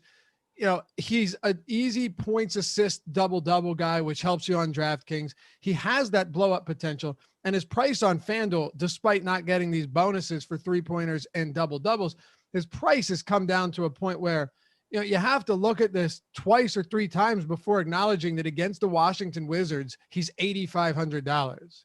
Yeah, he's showing up in a ton of lineups for me on FanDuel in particular. DraftKings, I think he's a really good play too. But, again, you just kind of have more freedom on DraftKings to get guys that you really want into your lineup. So I think Young looks good, but I think he's going to be easier to get to on FanDuel at that $8,500 price tag. But the same thing that we said last game, he does positively correlate with Westbrook. So I do still like that play in tournaments, getting it. So there's a good chance this is the highest scoring game on the slate. There's a good chance it's very competitive. Both these teams, have seeding to play for in the playoffs, or in Washington's case in the play-in. So you could certainly see another 36 plus minutes from Young. And I think that he's a very good tournament play, not showing up in cash lineups for me on DraftKings. I think is in cash consideration on FanDuel at that price point. And then the rest of the team too, I think it's kind of similar to Washington, where there's not necessarily one other guy that stands out as being a priority on the slate, but there are still a lot of plays to like here. Clint Capella, only 77 or 78 or 7600, somewhere in there on FanDuel. 8,600 on DraftKings, 22 rebounds against Washington last game, played almost 35 minutes. The Wizards over the last month have allowed the 7th most offensive rebounds per game. That sets up perfectly for Capella. I don't think they really have an answer for him on the boards. I'm expecting another big game from him here. And because this is a game that does matter to both these teams, I think there's a chance that you do see Capella exceed his 30-minute per game average again tonight, like he did last game. So I think a very high ceiling for him. We saw Bogdanović continue to play really, really well last game. He lit it up against Washington. Still, at a price point that I don't love, but certainly has upside, assuming you're going to get around 36 minutes from him. John Collins, I think, is in a good matchup. Gallinari only played 21 minutes last game, but he's someone that if he gets hot, will play more. So, kind of as you go down the list, Young and Capella, I think, are the 2 guys I like the most. But when you look at Bogdanović, Collins, Gallinari, even Kevin Huerter to some extent, I mean, this is a game that should have a lot of scoring. Washington's back to being the fastest paced team in the league over the last month. They've played well defensively, 7th in defensive rating, but the extra possessions that you get here, there's just a good chance that one of these guys other than Young or Capella has a bigger game than we're projecting. And man, having a 6-game slate, and this one, the total opened around 240.5. It's 238.5. So it's still monstrous. Having a 6-game slate, so limited, kind of an abbreviated slate of games, you could have some really nice lineups with players from both sides of this one. Yeah, and I think the thing that I really like about this game is a lot of the players that you're saying, okay, well, on average they don't do that well, but they have the potential to just have monster games. They're not really that expensive. Like Capella on DraftKings is priced up. Bogdanović is kind of priced up. But you look to like Gallinari at $5K. You look to Kevin Huerter at $4,900. Even Collins at $6,700. Like the thing is, you can get the pieces from this game that you really want, like Russell Westbrook, and then the other pieces that you're just kind of hoping run into bigger than normal games are priced to the point where it's really easy to get several of them together as well, and just sort of end up with a game stack that has a really high ceiling. So top options from either side of this game, and then we'll move on. Westbrook, just in a class of his own. Trae Young and Capella, particularly on FanDuel, but they're both fine on DraftKings as well. Okay. Let's keep it moving then. We've got a few games that really aren't all that pretty, but San Antonio and Brooklyn is at least somewhat interesting. The Spurs are 5.5-point dogs here, 233 total. Still waiting on what we're going to get as far as Kyrie Irving. It looks like James Harden is likely to play for this one, but for the San Antonio Spurs, are there spots here that jump off the page at you, or at least you say, I'm happy to get to them? Now, earlier in the day, Josh and I discussed this, and he was relatively high on a decent amount of Spurs. A lot of news has come out since then. So where do we fall on them about an hour and a half away from lock? Yeah, I think the Spurs have several guys that look good to me. I wouldn't say any of them stand out as like the first or second guy into my lineup, but they do give you some mid-range options that I think round out your lineup really well. In particular, DeJounte Murray, only 7,100 on DraftKings, 7,200 on Fanduel. He's got a really high ceiling here in a pace-up spot against Brooklyn. We know that, he can score, but he also has, he rebounds well. He gets a lot of assists. So I think he looks really good. DeMar DeRozan looks good if you can, find salary for him. And then on DraftKings in particular, and I think he's fine on Fanduel, but the salary looks better on DraftKings, $5,300 for Jakob Poeltl. He's averaged about 29 and a half minutes per game since the All-Star break, but we've seen in competitive games that he frequently gets over 30 minutes. Yep. He played 33 plus minutes last game against Milwaukee and lost several minutes to garbage time. He's in a spot against Brooklyn where he should be able to have success. He seems to go overlooked on a lot of slates, but at 5,300 on DraftKings, I think he looks very good. I think maybe you see people go to Tristan Thompson at 5K, which is perfectly fine, but Poeltl in that price range, I think is just as good. That was a big time talking point of ours this morning. It's like you can project him at 29 minutes and like him, but unlike a lot of players in this price range, a lot of these other centers that you're playing and hoping they get you 26 minutes, maybe they get you 24, but they really don't have a big range of minutes. Poeltl has a legitimately big range when it comes to minutes. Even against Boston back at the end on the 30th of April, I believe it was an overtime game, but he played 43 minutes. So like he could go out there and you get 35 minutes from him at 5,300 for a guy that produces just shy of a fantasy point per minute. A big game is very much possible here. And that's not even considering the fact that he's going up against a Brooklyn front court that's been eaten alive by decent centers, like big traditional centers that can get into that really, you just need to be decent against this Brooklyn front court. And I think Poeltl does stand out there. Yeah, Poeltl at that DraftKings price tag, it's one of those, like back when I first started playing DFS and I would make lineups by hand, I kind of would just like keep going back and forth over my lineup until I had a bunch of guys where I looked at them and I was like, okay, even if they have a pretty mediocre game, they're going to satisfy their salary. And there's enough volatility here that they could just blow it out of the water. Poeltl's one of those guys on this slate where, I mean, at 5,300, he can play 5 minutes less than average and he would probably 5x his salary, which like, that's not what you're looking for. That's not your goal, but he would still be okay. And if he plays the minutes he normally does, he's going to be a really good play. If he plays more than those minutes, which he certainly can, he's going to be one of the best plays on the slate, I think. So I really, really like Poeltl here. Yep. So do I. On the Brooklyn side, this is where things get a little bit weird. Harden's expected back. Now, first of all, just out of the gate, how many minutes are you projecting Harden for? I have him at 30. I haven't seen anything on that. He hasn't played in a month. I'm obviously not giving him his normal like 36 to 38, but I'm assuming he plays at least reasonable minutes here. He hasn't played in a month and a half, really. Yeah, April, I think 4th or 5th. Well, yeah, but he played 4 minutes, and his last game before that was on March 31st. So it doesn't matter, but I'm saying it has been a long time since. Yeah. And Alex has him at 28. I have 30. I mean, I expect somewhere in that range. I was thinking 30 as well, but 28 to 30 makes sense. The only reason I'd give someone like that 30 is because it's James Harden, and you know how he is. I mean, who would have thought Who thought Boucher was going to play the whole game last night? Right. Yeah, I'm okay giving Harden like relatively high minutes for the same reason that I would have projected LeBron for like 32 if he came back tonight. It might be a crazy question, but just given how weird this slate has been, or I'm sorry, basketball has been recently, is there any merit whatsoever? And I have a pretty good idea of what your answer is going to be, but I'll ask you anyway, because, you know, I'm a professional and that's what I do, Adam. Any merit at all to taking tournament shots on James Harden tonight in the event that he comes back and does play 38 minutes straight out of the gate? If I was going to do it, I would do it on FanDuel. He's 9,200 there. He's 10-6 on price point for somebody as good as he is, man. Yeah. There's a couple concerns here. If Irving's in, In 7 games with Irving and Durant, Harden only has a 20% usage rate this year. That's the kind of thing where, like, in the playoffs, I think it goes up. As they get more familiar, I think it goes up. But in his first game back after however long he was out, I don't really know that he comes out there and just starts taking shots away from Irving and Durant. So that's a concern. I should have specified. I meant if Irving was out too. I completely forgot to mention that. I meant if it was just him and Durant, but I forgot to say that. Yeah, it becomes more realistic. I still think it's really difficult on DraftKings. Like, you're paying on DraftKings, you'd be paying more for him than you are for Kevin Durant. You're paying, like the same as you are for Luka. On FanDuel, though, you're getting a pretty nice, we don't think James Harden plays a lot of minutes discount. And that's certainly something we could be wrong on. For sure. 92 on FanDuel at least makes you look at the screen and be like, oh God, what that could be. 92 makes you look out and go like, man, I'm going to be really pissed if I don't play him. And he gets those minutes. DraftKings, it's kind of like, I'm certainly just willing to lose if James Harden's the highest scored on the site. Oh yeah, for sure. And I was looking through, I was curious the other day after Westbrook had that triple double to break the record. I was on StatMuse and checking out like who has scored the most fantasy points this season. You and I talked about it. Westbrook has 8 of the 19 games of 80 or more DraftKings points, but James Harden, who's played much fewer games than everyone else, is just scattered everywhere throughout games with 70 or more fantasy points. And he was playing insanely well before he got hurt. Yeah. And he's only played 42 games this season. So is it possible? Yeah. And I'm not over here saying that you go and roster Harden on DraftKings. I'm just saying, would I be shocked if he played 36 minutes tonight and blew up on FanDuel at 9,200? No, I wouldn't be. Now, if Kyrie Irving is out, Nash said he doesn't have a concussion, but he was undergoing further tests today, which never really sounds great. How much do you like Kevin Durant at a price point that actually came down a little bit on DraftKings?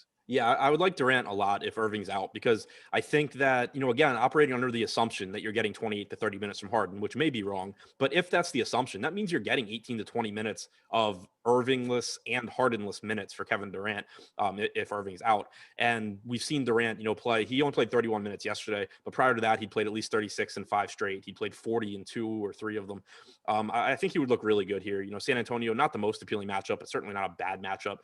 You expect Durant to have plenty of success, and Irving being out, does increase his production. So if Irving's in, it's Durant's pretty much like a secondary play for me. I think he's still fine in tournaments, but I think it's hard to prioritize him. If Irving's out, I think he looks a lot better. Anything else you want to talk about? Joe Harris is out, by the way, as well. Not much else. I think Bruce Brown's 3,900 on DraftKings. Definitely not something that I'm like super excited to get to, but 3,900 for someone probably playing 26 to 28 minutes is fine. He's someone else who, maybe produces a little bit more if Kyrie sits. Okay. Yeah. James Harden. Sorry, what's that? Kyrie is out. There you go. James Harden has about half of his games. He has 60 plus DraftKings points this season. That's good, right? What was it? I said he has 20 games with 60 plus DraftKings points. He's played 42 games this season. Oh yeah, that's not bad. No, that's half of them basically. Yeah. So I have one more thing to say from Brooklyn. Go ahead. Nick Claxton played 23 minutes last game yesterday. He basically was the backup center, fully. He's 3K on DraftKings. I don't think he's, there's obviously risk there, but this is someone that's produced just about a fantasy point per minute this season, and he's 3K flat. So not a bad tournament option. I don't think it's a crazy option either. You're just hoping he gets you those 24 minutes. Yep. Boston and Cleveland. Let's move this one over to the third game on a slate tonight. Boston 6-point favorites, 219 total here. So the Celtics are already without Jaylen Brown for the year. Now Kemba Walker is out. Marcus Smart is out. Robert Williams is out. That's going to open things up. And we're going to see this pretty much every day to close out the season, where one team just begins to gain massive ownership against the rest of the slate. That's exactly what we're getting today with Boston, Adam, from Pritchard to Evan Fournier to Jason Tatum, and then a few other guys still pulling decent ownership in Tristan Thompson, Aaron Nesmith over on FanDuel. Same thing applies, not as much because DraftKings, some of the pricing is wild, and FanDuel Fournier's at $7,200. You get the point. But this is going to be the most popular team on the slate collectively. Yeah, and I think they should be. I mean, Cleveland doesn't play at a fast pace, but they've been the second least efficient defense over the last month. obviously not a good team. You're taking a ton of usage and a ton of minutes out of the lineup, taking out Kemba and taking out Brown, not to mention Smart. Smart and Kemba combined for about 70 minutes yesterday. Brown obviously was out. So you're taking those out and you have to redistribute those minutes. You already have usage missing without Brown. Then you take out Kemba, who is, the second highest usage guy when Brown is out. There's just a ton of ways, that there's a ton of good plays from this Boston team. All right. Well, let's dive into them a little bit and talk about the impact no Jaylen Brown and no Kemba Walker has here. Starting with Jason Tatum. He's not overpriced. He's 94 on DraftKings. He's 95 on Fanduel. You go from having the big three to only one of them, and Marcus Smart's also off the floor. So yes, Evan Fournier is back and playing much better basketball, but from just an overall offensive potency standpoint, there's nothing here outside of Tatum and then Fournier at a distant second, unless you want to talk about guys like Peyton Pritchard and whoever else they're going to run. Brad Stevens is going to run to try and get some production tonight. Yeah, I mean, Tatum's played 619 minutes this year without Jaylen Brown or Kemba Walker on the floor. He has a 36% usage rate, 23.2% assist percentage. He's averaged 1.38 DraftKings points per minute, and he's likely to play 38 or so minutes tonight against Cleveland. So I think Tatum clearly one of the top options. He's expensive, but he's certainly not overpriced, like you said. I think the salary's actually come down a little bit, and he's been playing really well on top of that. So really nothing at all negative to say about Tatum. The only thing, if you wanted to point to something, it would just be that, he's $9,400 and he's the third highest owned guy on DraftKings at 46% right now. But so there are guys in that price range you certainly can pivot to, but I think Tatum is very clearly one of the best options today. Evan Fournier, you mentioned the price difference between DraftKings and FanDuel. I think he's okay on FanDuel at 7,200. You're still probably getting 35 or 36 minutes. He should be the second highest usage guy on the team behind Tatum, but it's at least a price point that's pretty risky. On DraftKings at 5,500, it's just really hard to see how he fails. Assuming he gets, normal minutes. He's averaged about a fantasy point per minute between Boston and Orlando this year. We've seen him shooting a lot better lately with, Boston, which makes me think he's healthy again.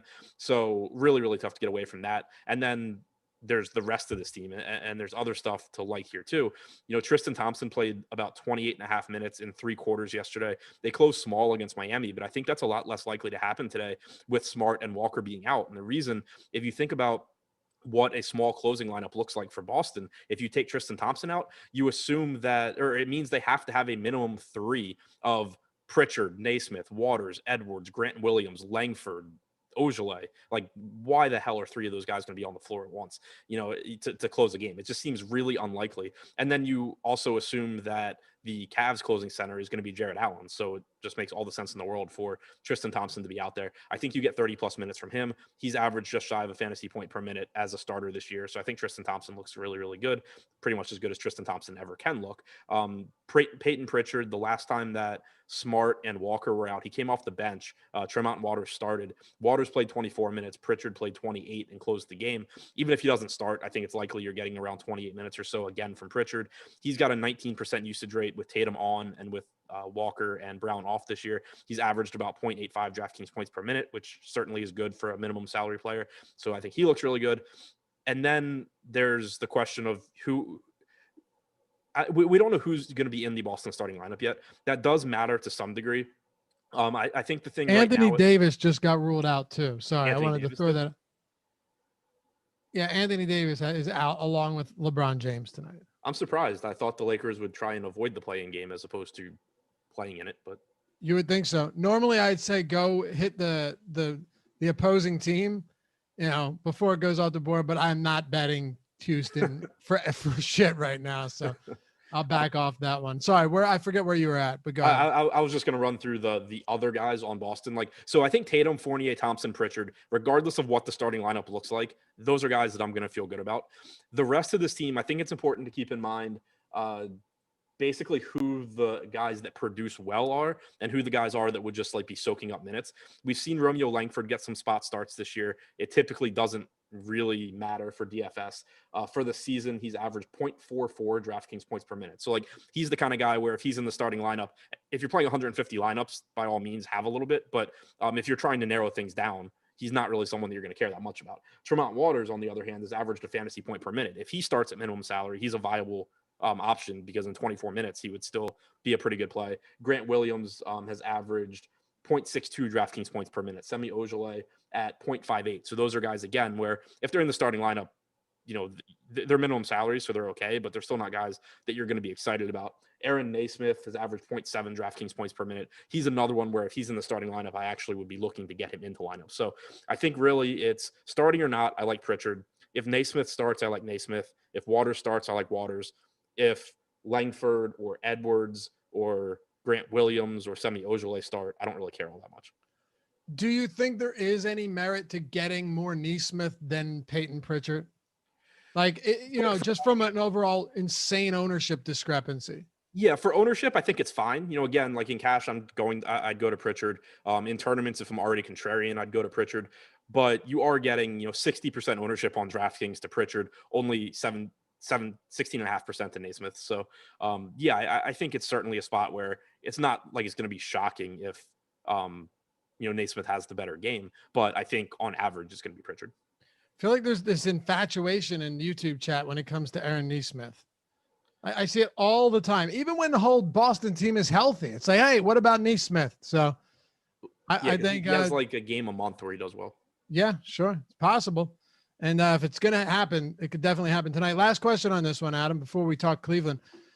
You kind of already talked about it, right? But just to recap, are you willing to get Pritchard and Naismith in the same lineup? Are you willing to get any of these guard rotation or guys in the guard rotation, for specifically point guard rotation, in the same lineup together, given how cheap they are? Because they are very, very cheap. I don't like it that much. It's not the end of the world if you're playing a lot of lineups, but I think ideally I would have one of the non-Tatum, Fournier, Thompson guys. I definitely wouldn't go more than two, because I assume, again, that Tatum, Fournier, and Thompson are all closing. So that leaves two spots. There's a decent chance that you get like Grant Williams or Semi taking one of those spots. Ideally, I only have one of Pritchard, Naismith, Waters. But, again, if you're playing a lot of lineups, they are minimum salary, so it's not the end of the world if you have to. Okay. What are you doing with the Cleveland Cavaliers against this skeleton crew Boston team? Not a whole lot. We're still waiting on Cedi Osman's status. He's a game time decision. But even if he's out, I think the pricing on Cleveland has increased enough where I don't really see a whole lot to like. Colin Sexton on FanDuel stands out. You should get another 36 minutes or so from him without Darius Garland. 32% assist percentage, 32% usage rate in the games he's played without Garland and Andre Drummond this year. So I think he looks good, especially again on FanDuel, where he's like $900 less expensive than he is on DraftKings. But beyond that, I think Jared Allen's priced about where he should be. I think Kevin Love's priced about where he should be. Okoro's salary has come up. Dean Wade's salary came up. Unless we get more guys ruled out beyond Cedi Osman potentially being out, I don't really see a whole lot here outside of Colin Sexton. Okay, fair enough. Man, the whole Evan Fournier at 5,500, I know nobody enjoys playing him, but that's an impossible spot to just fully get away from. Yeah, especially because he has guard and forward eligibility on DraftKings. So. Yep, I was just thinking the same thing. There's a couple other spots that are good value plays that we're going to get to. We can do it with New Orleans right now. Obviously, this was a team that even when Ingram and Zion and Adams were out, there just wasn't a ton there. But now you got the Lonzo news this afternoon that he's going to be out. And that definitely opens things up a little bit more. They're not going to be nearly as chalky as Boston, understandably so. Especially since some of these salaries have already adjusted for the big names being out. But Najee Marshall is one of the available guys that should get a decent amount of opportunity and ownership today. But Kira Lewis Jr. is near minimum salary on DraftKings. He's $3,300, 41 on FanDuel. So that's a whole lot different. But he also has shooting guard eligibility on DraftKings, which makes him pretty appealing in a spot like this, taking Lonzo off the floor. What do you make of him? What do you make of Marshall? Nickeil Alexander-Walker, whose price point is kind of egregious at this stage of the game. There's a few spots I think we can get to here, though. I'll start with Alexander Walker because he's one that I keep looking at him, and he just has the potential to really piss me off as far as like how well he is capable of playing. But like you said, the salary is pretty expensive for someone that's been limited to 24 minutes in each of his games since coming back from injury. We don't know if they're gonna remove the restriction? Are they going to let him play 28 minutes instead of 24? We don't know what they're going to do. He does have a 28.5% usage rate without Ingram and Williamson on the floor this year. So the ceiling is high on a per minute basis. It's just, how many minutes is he going to be able to play? It's hard for me to think he plays more than 28 to 30. Bledsoe, I think, really stands out. 24.7% usage rate, 25% assist percentage, 1.07 DraftKings points per minute without Lonzo, Zion, and Ingram on the floor. We talked about it a lot this year that Bledsoe's not bad at basketball. He's not a bad fantasy producer. He's just on a team where everyone rebounds well. There's a lot of guys that get assists. There's a lot of guys that can score. You're taking all those guys off the floor now. He's the only regular starter that's available tonight. So you should see his production increase. He's getting a lot of ownership, and I think he deserves it. Najee Marshall and James Johnson, both I think are good plays. You're getting they've both played 28 to 30 minutes the last couple of games. I think it's likely that they play at least that, if not a couple minutes more tonight. And both of these guys are productive too. Like if you just look at their numbers this year and you don't even worry about Ingram being off the floor, Zion being off the floor, 0.88 DraftKings points per minute for Marshall, 0.86 for Johnson. You expect them to produce at a higher rate without these guys. James Johnson's someone that we've seen in the past run point guard for the Heat when he was there. He's someone that can certainly soak up some of these assists that are missing. He can rebound, he can score a bit, get some defensive stats as well. So I like both of those guys. And then you get to the center position where you're basically getting 48 minutes split between Willie Hernangomez and Jackson Hayes. The salaries are close enough now where I certainly prefer Hernangomez. He's averaged about 25 minutes per game in his starts. It means you're getting about 23 for Hayes. Hernangomez has averaged 1.3 DraftKings points per minute this year without Ingram or Zion on the floor. So I think he looks really good. And then you mentioned Kira Lewis, who, again, the minutes are volatile, but I think there's a good chance you get at least 22 to 24 minutes from him. He's someone that's certainly capable of scoring, and he's only 3,300 on DraftKings. I think that he's getting a little bit too much ownership, a little bit more ownership than I would like right now at like 22% on DraftKings. Alex has him with only a 7% chance of being in the optimal, but I do think that he's a good value, and it is a spot where if that ownership comes down a bit, he's someone that I'm interested in getting to. Okay. Yeah, you're right. When you look at ownership compared to optimal lineup percentage, that is a big difference. But having the shooting guard eligibility too is kind of nice. Point guard, shooting guard, and he's almost minimum salary, which is at least making it palatable in the event that maybe he does get some additional minutes. But solid breakdown on New Orleans. Let's move to Dallas here. We already kind of teased the whole Luka Doncic play today. He's 10-8 on DraftKings, which seems pretty reasonable. On Fanduel, he's down to 10-4, getting around 29% projected ownership there, around what's he at on DraftKings? 24. But again, the same question that we ask ourselves every day when Russell Westbrook's on the same slate. And the ownership disparity really isn't that great. How does that affect Luka Doncic and how we feel about him today?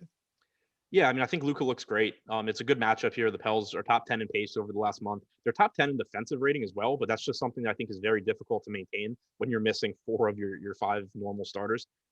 James Johnson's fine defensively, but I think not having Adams, not having Lonzo is going to hurt. So I think it's a very good matchup. I think Luka looks great. If Westbrook weren't on this slate, I would say Luka's a clear priority. Westbrook just kind of changes the math and makes it a little bit more difficult. But, there's no doubting Doncic's upside. He's averaged 1.61 DraftKings points per minute with Porzingis this year, 1.51 without him. I still think the ceiling's a little bit higher if Porzingis sits because you do get an increase in usage and rebounding. It's just that the efficiency drops off. The assist percentage drops off a little bit. So, all in all, I don't think Porzingis has a huge impact here. Whether he's in or out on how I feel about Luka. I think he's a very good play. I just don't think he's as good as Westbrook. Okay. Now, when we get past Luka today, you have Kristaps Porzingis, who's questionable, which is something that we have to pay attention to. It is a good matchup against New Orleans. Even if New Orleans is healthy, it's a good matchup. Now most of them aren't healthy. So you would assume that Dallas really has no trouble scoring here. It is going to be a pace-up spot for a Dallas team that plays very slow, despite it only having a 224.5 total. Do we look anywhere else outside of Luka, or is kind of a dead zone for the Dallas Mavericks tonight? Yeah, I mean, it's kind of dead, I think, which is kind of weird to say and doesn't feel great considering they have a 117-point implied total. They're in a good matchup against New Orleans. But Luka just dominates so many of the possessions in terms of scoring, assists, rebounding. If Porzingis plays, he, of course, has a high ceiling, but he's expensive. And if those two are in, they're just responsible for so many stats. Then you also have to consider that Finney Smith's price tag has come up, Hardaway's price tag has come up, even Josh Richardson's price tag has come up. So it's not really favorable pricing anywhere. The only other thing that I guess I would point out beyond Doncic is that If Porzingis sits, you probably get another start from $3,100 Cauley Stein. The minutes can range anywhere from, he played 15 minutes yesterday, so he could play like 24 minutes. It's not the worst spot to take a stab, but I also think that there's so much good value on this slate that it's certainly not something you need to be going out of your way to get to. Okay. We got 4 down. We got 2 to go. Take a second here. I say hit that thumbs up button. Under 300. That's just pitiful. We can do so much better than that. What do we have? We have over 2,000 people watching right now and under 300 likes. Man, come on. It should be just standard walk in the room, hit the thumbs up. I swear I hate saying any of this, but it's the way YouTube is. Sometimes you got to grind. Sometimes you got to be that guy. But really, subscribe to the channel too while I'm at it, and hit that notification bell. We have 2 games to go here, Adam. Portland, Utah, and we have the Houston Rockets and the LA Lakers. That game gets a little bit messy without LeBron and without AD now. But we'll start with Portland and look at what we've got going on here for guys like Damian Lillard. And free content on the site today. If you want to use this and you're not a member, you're not a sub over at Awesemo, we do have some great stuff, premium content that is usually behind the paywall.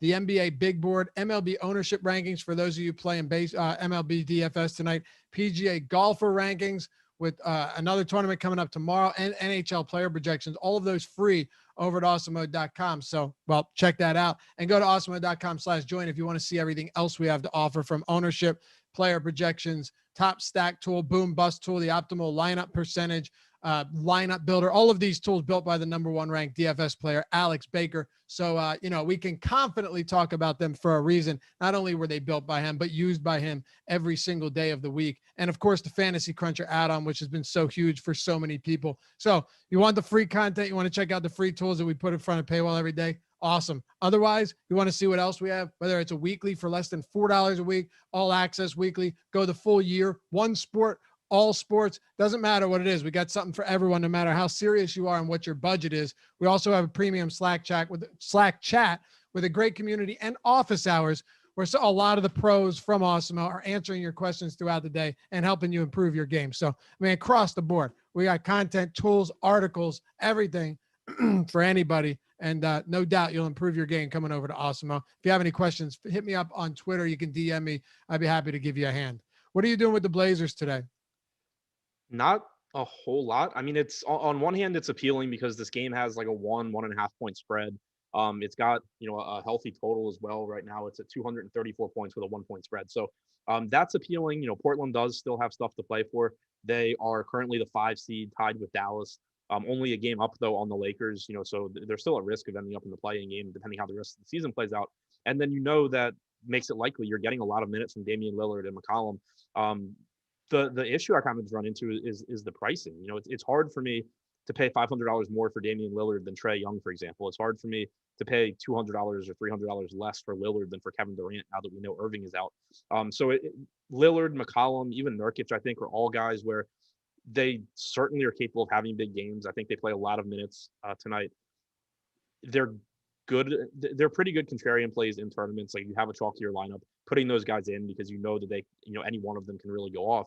But it's just really hard for me to point to any one of them and say, I really like this guy tonight against Utah compared to, A, B, C other players on the slate. Yeah. Well, what about even like Trae Young at 9,100 compared to Lillard at 96 on DraftKings? Thank you for using the exact example I used. I'm glad you were listening.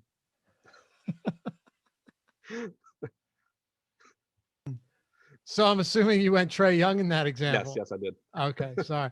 Sometimes I read chat. I was reading Manny C type something up saying this morning's strategy show with Laffy and Josh was very informative, worth going back for a second listen. Great conversation to put some misunderstandings in order. But instead of spelling our names out, he used the emojis. And I just thought, you know what? That's a creative son of a bitch right now. And people should really take note. That's what you get when you're a member here on the YouTube chat. So, okay, good stuff. I'm assuming you want to talk Utah now? Yeah, let's go to Utah. All right.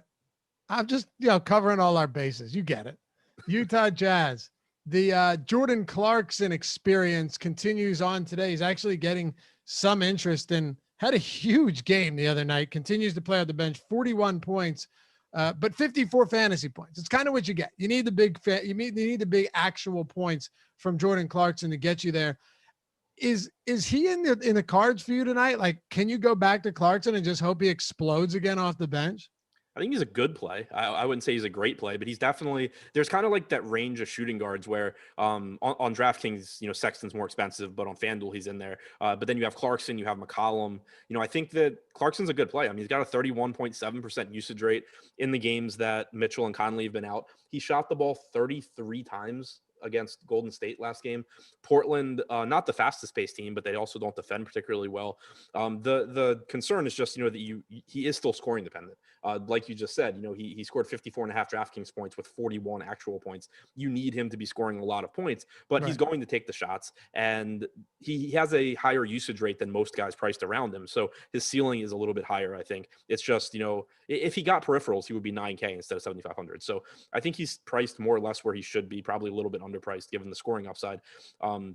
That's kind of how I feel about everybody on Utah. I think that Clarkson, Gobert, Bogdanovich, Ingles, they all look like good plays at their salaries. They don't look like guys that I would be getting in every single lineup, but I think I'll probably have a lot of lineups that have like one Utah guy because it is a good spot. This game does have a high total and a close spread. You're expecting 33 to 34 minutes from Clarkson, Gobert, Bogdanovich, probably 31 or 32 from Ingles, who has a 38% usage or assist percentage rather without Conley and Mitchell, 34%, sorry, not 38, but getting a lot of assists. So like, I think all four of those guys are useful plays tonight.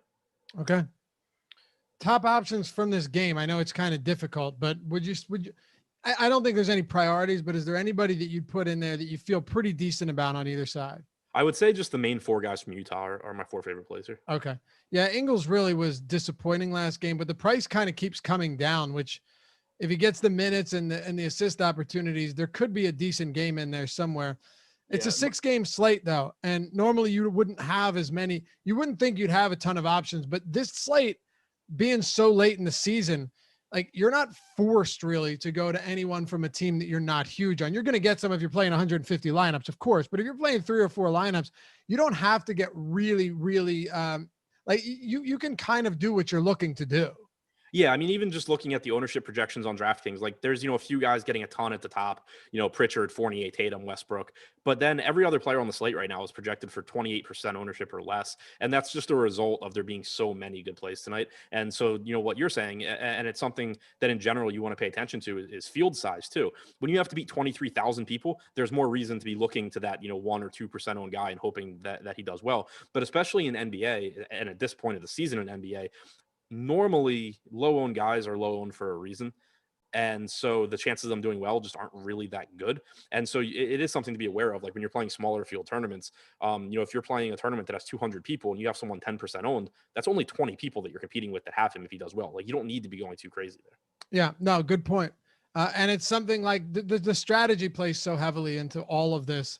Today, even though there's only 6 games, there are still a ton of really good plays, and I wouldn't be surprised to see more of them open up. It's just a matter of what are we going to do with Houston too? I mean, the one silver lining here, Adam, at least from what I'm seeing, is a lot of the guys that are priced, a lot of the players for Houston recently that we've been loading up on when Christian Wood was out, Kevin Porter went down, and obviously John Wall done for the season, Eric Gordon not returning, and a bunch of other rotational players that are pretty much done for the year as well. Most of those guys now are at a salary where you say, you know what, even if a lot of this Houston team who's questionable tonight, or the few guys that are questionable are ruled out, I don't know if it kills me against the Lakers to not get to many of these guys, because they're all like, most of them are up, at least a lot of the good ones are up in that mid 6K range already. Yeah, I think it's tough to love too much from Houston here. We are still waiting on news. Daniel House, Daquan Jeffries, and Christian Wood are all questionable. Right. So that news, matters. But looking at the pricing, what you said is right. Like Kelly Olynyk is 7,800. We haven't really seen them running him into the ground. It seems like he's likely to get around 32 minutes if this game's competitive. He's does a lot. So good though. It's crazy. Yeah, really, really good. He produces at a high rate, but it's still a price tag where, I think it's more of a luxury than a necessity. Agreed. And Kenyon Martin Jr. is playing massive minutes. He's played at least 39 minutes in 4 straight. He's produced over a fantasy point per minute in his 5 starts this year. He's someone that if any of these guys are out, I'm expecting you're getting another 38 to 40 minutes. he's reasonable, but again, his salary has come up too. He's up over 7K on Fanduel, 6,600 on DraftKings. You have DJ Augustine at 3,900, probably playing around 26 minutes or so. He's averaged about 0.9 DraftKings points per minute since joining Houston. He's a good value, but the problem you run into even with him is you have, guys on Boston that are even a little bit less expensive. Now you have the Lakers playing without LeBron James and Anthony Davis. Alex Caruso is questionable. You might be getting 30-something minutes from Talen Horton-Tucker running point. Like, there's a lot of value on the slate that are playing more minutes than Augustine, or are cheaper than Augustine, or are in better matchups than Augustine. So not going to be upset if I get some Augustine, some Martin, some Olynyk, especially if Wood is out, but not guys that really stand out to me either. There was a super chat earlier that I missed. Sorry, it's tough at the beginning of shows when we start getting super chats for 2v2s, and we haven't even talked about the slate yet. I mean, I appreciate it for sure, but I mentioned, like, if you're going to super chat, live before lock is if you're super chatting with questions, like 2v2 questions, not strategy questions, later in the show is better, or live before lock, because they take a lot more questions than we do. It's just difficult to take that route when we haven't even touched on any of those games yet. But I forget who you were. I saw you say, can you answer it? Just let me know what the question was. If I see it, I'll remember it and know it was you, and I'll answer before the show is over. But we had one where Sam Van Dam says, never forget when Kevin Huerter was 9,500 this season on DraftKings. That was crazy. Yeah, Kevin Huerter got a price bump before Westbrook. They were more excited to give Huerter a price bump than Westbrook. It's amazing. How many times on the year, right, if Kevin Huerter was 9,500 every game through 82 games, how many times does he pay off that salary? What are we saying, pay off, like 50? Yeah, 9,500. I mean, 55 plus. Yeah, 0. Probably 0. Even if you were to take Trae and Collins and Capella off the floor, I'd still be hard pressed to give you any more than like 0.5 as your over under as the line. That's how crazy that was. So is there anything else you want to hit on with Houston, or do we just sit here and kind of wait to see what happens? Huerter has topped 40 DraftKings points 4 times this year. His high is 48.8. So there you go. Yeah. No, I mean, as far as Houston, it's kind of just a wait and see, but I don't think it's a huge priority because, like, depending on who's out, you'll get some plays, but I still think that you're just like the plays from Boston are going to look better. Plays from the Lakers are going to look better. Plays from the Pelicans are going to look better, kind of regardless of who's out for Houston. Because okay. The other thing to keep in mind, not only have the salaries come up, they have added bodies, like even excluding guys coming back from injury. They have Kyrie Thomas, they have Cameron Oliver. So, now, like, even if you say if Jeffries, Wood, and House were all out, you would have 1, 2, 3, 4, 5, 6, 7. Then I think they would have 8 guys. But if any of those guys play, they're not even really that shorthanded. How do we look at the Lakers now that LeBron James and Anthony Davis are out? It was looking like both would play, then only Davis. Now neither of them today against the Houston Rockets. They must feel confident that they can still get this win.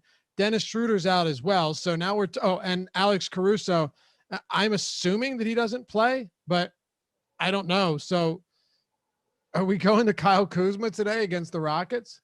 Yeah, I mean, this one and kind of doing this on the fly because obviously I wasn't prepared for both of them to be out. I actually thought they were both going to play. But yeah, I mean, it's a really good matchup against Houston. It's one of the fastest teams in the league. It is the least efficient defense over the last month. And now you have a bunch of minutes available. You have a bunch of usage and playmaking opportunities available. Kyle Kuzma, 5,400 on DraftKings. He's played 840 minutes without Davis or James on the floor this year. 0.93 DraftKings points per minute, 22% usage rate. That's plenty, assuming he's going to play like 36 minutes or something now. Horton-Tucker has averaged a fantasy point per minute. He played 34 minutes last night, including overtime. So he played 29 in regulation. I think you probably get like 30 minutes from him again with those guys out, especially if Caruso sits. If Caruso plays, he looks like a good value. 3/4 of a fantasy point per minute for him, but he would probably play a lot of minutes. I still think I would rather go to Horton-Tucker at a cheaper salary. Andre Drummond is cheap. We actually saw 30 minutes in regulation from him yesterday. That's probably not going to happen again. He hadn't played more than 26 in any of his previous 10 games. He'd only played more than 22 in like a couple of them, but He's averaged 1.29 DraftKings points per minute without Davis or LeBron on the floor since joining the Lakers. It's a great spot for him. He's going to need to score more. His rebounding numbers should go up without Davis, so he looks really good. It opens up a lot here. You're probably getting like 36 minutes again from KCP as well. I think the priorities, I would say, are Kuzma, Drummond, Horton Tucker, especially if Caruso is out. Horton Tucker seems really safe. Is it true Josh is so salty? This is from I'm a Tulsa Dog with the super The answer chat. is yes. Is it true that Josh is so salty that Tractor Supply introduced a cow lick called Engleman? Do you follow? No, like I know what all those words mean outside of that sentence. But I know what a cowlick is on your hair. yeah, that's. Did you know it was spelled cow lick? Yeah. You did? Yeah. I don't believe you. I did. I have a bad one like right here, so I've looked up the word before. Yeah, I just looked it up now. I was just completely in the dark there. Anything else for the Lakers? Well, thanks for the super chat. Maybe rearrange those words in a way that's understandable for Adam and myself. We could be dumb sometimes, or it's just, completely illegible. Well, not illegible, but just incoherent ramblings from our friend I'm a Tulsa Dog. We still love you though, man. Anything else for the Lakers before we turn this over to the Live Before Lock crew? No, I mean, just to reiterate, keep an eye on Caruso. I mean, you can end up getting a bunch of minutes from Ben McLemore too at 3,600. But keep an eye on Caruso's status, because if he's out, it makes Horton Tucker look a lot better. Okay. Charlie says it's a massive salt block that cattle lick for nutrients. Okay. The closest I've gotten to any of that shit is watching Yellowstone, which is coming back very soon, and I can't wait. Thanks to you guys for checking the show out. As always, we're almost at 500 likes. Hit that thumbs up. Get us there before the Live Before Lock show comes up. I'll leave you with this, a quick Hall of Fame spot to show off all of our guys, everyone rocking the Awesemo avatar that has come up big over the past day. I mean, we got new ones coming in every single day of the week. Go to awesemo.com/avatar if you want to be involved in this. Not only will we put you up on the screen, but you'll get a free month if you tweet at Awesemo HOF. Include me in that as well. After going to awesemo.com/avatar, you finish top 3 in a field of $5,000 or 5,000 entries or more, you get a free month of Awesemo Plus. Everything included. $100 value. Great stuff here. Fat Star, $750. First place. We had Stay Odd, who doesn't have a cell phone. It's the strangest thing in the world. Third place in a 17,800 person field. Nice work here, Jordan. And then another one, second place, rocking the Awesemo logo in the 10K Mini Max. Great stuff there, fella. And then we had Peter again with $2,700. This dude's been on an absolute tear recently. Gotta love it. And then Philip still first place. Nice little win there. Making things happen. Nice ROI on $1.25. That'll do it for us. Thanks for watching. Be sure to check out oddshopper.awesemo.com or oddshopper.com for all your betting needs. Check it out. Shop the odds. Make things happen over there. We'll be back with you tomorrow on the Deeper Dive. See you soon.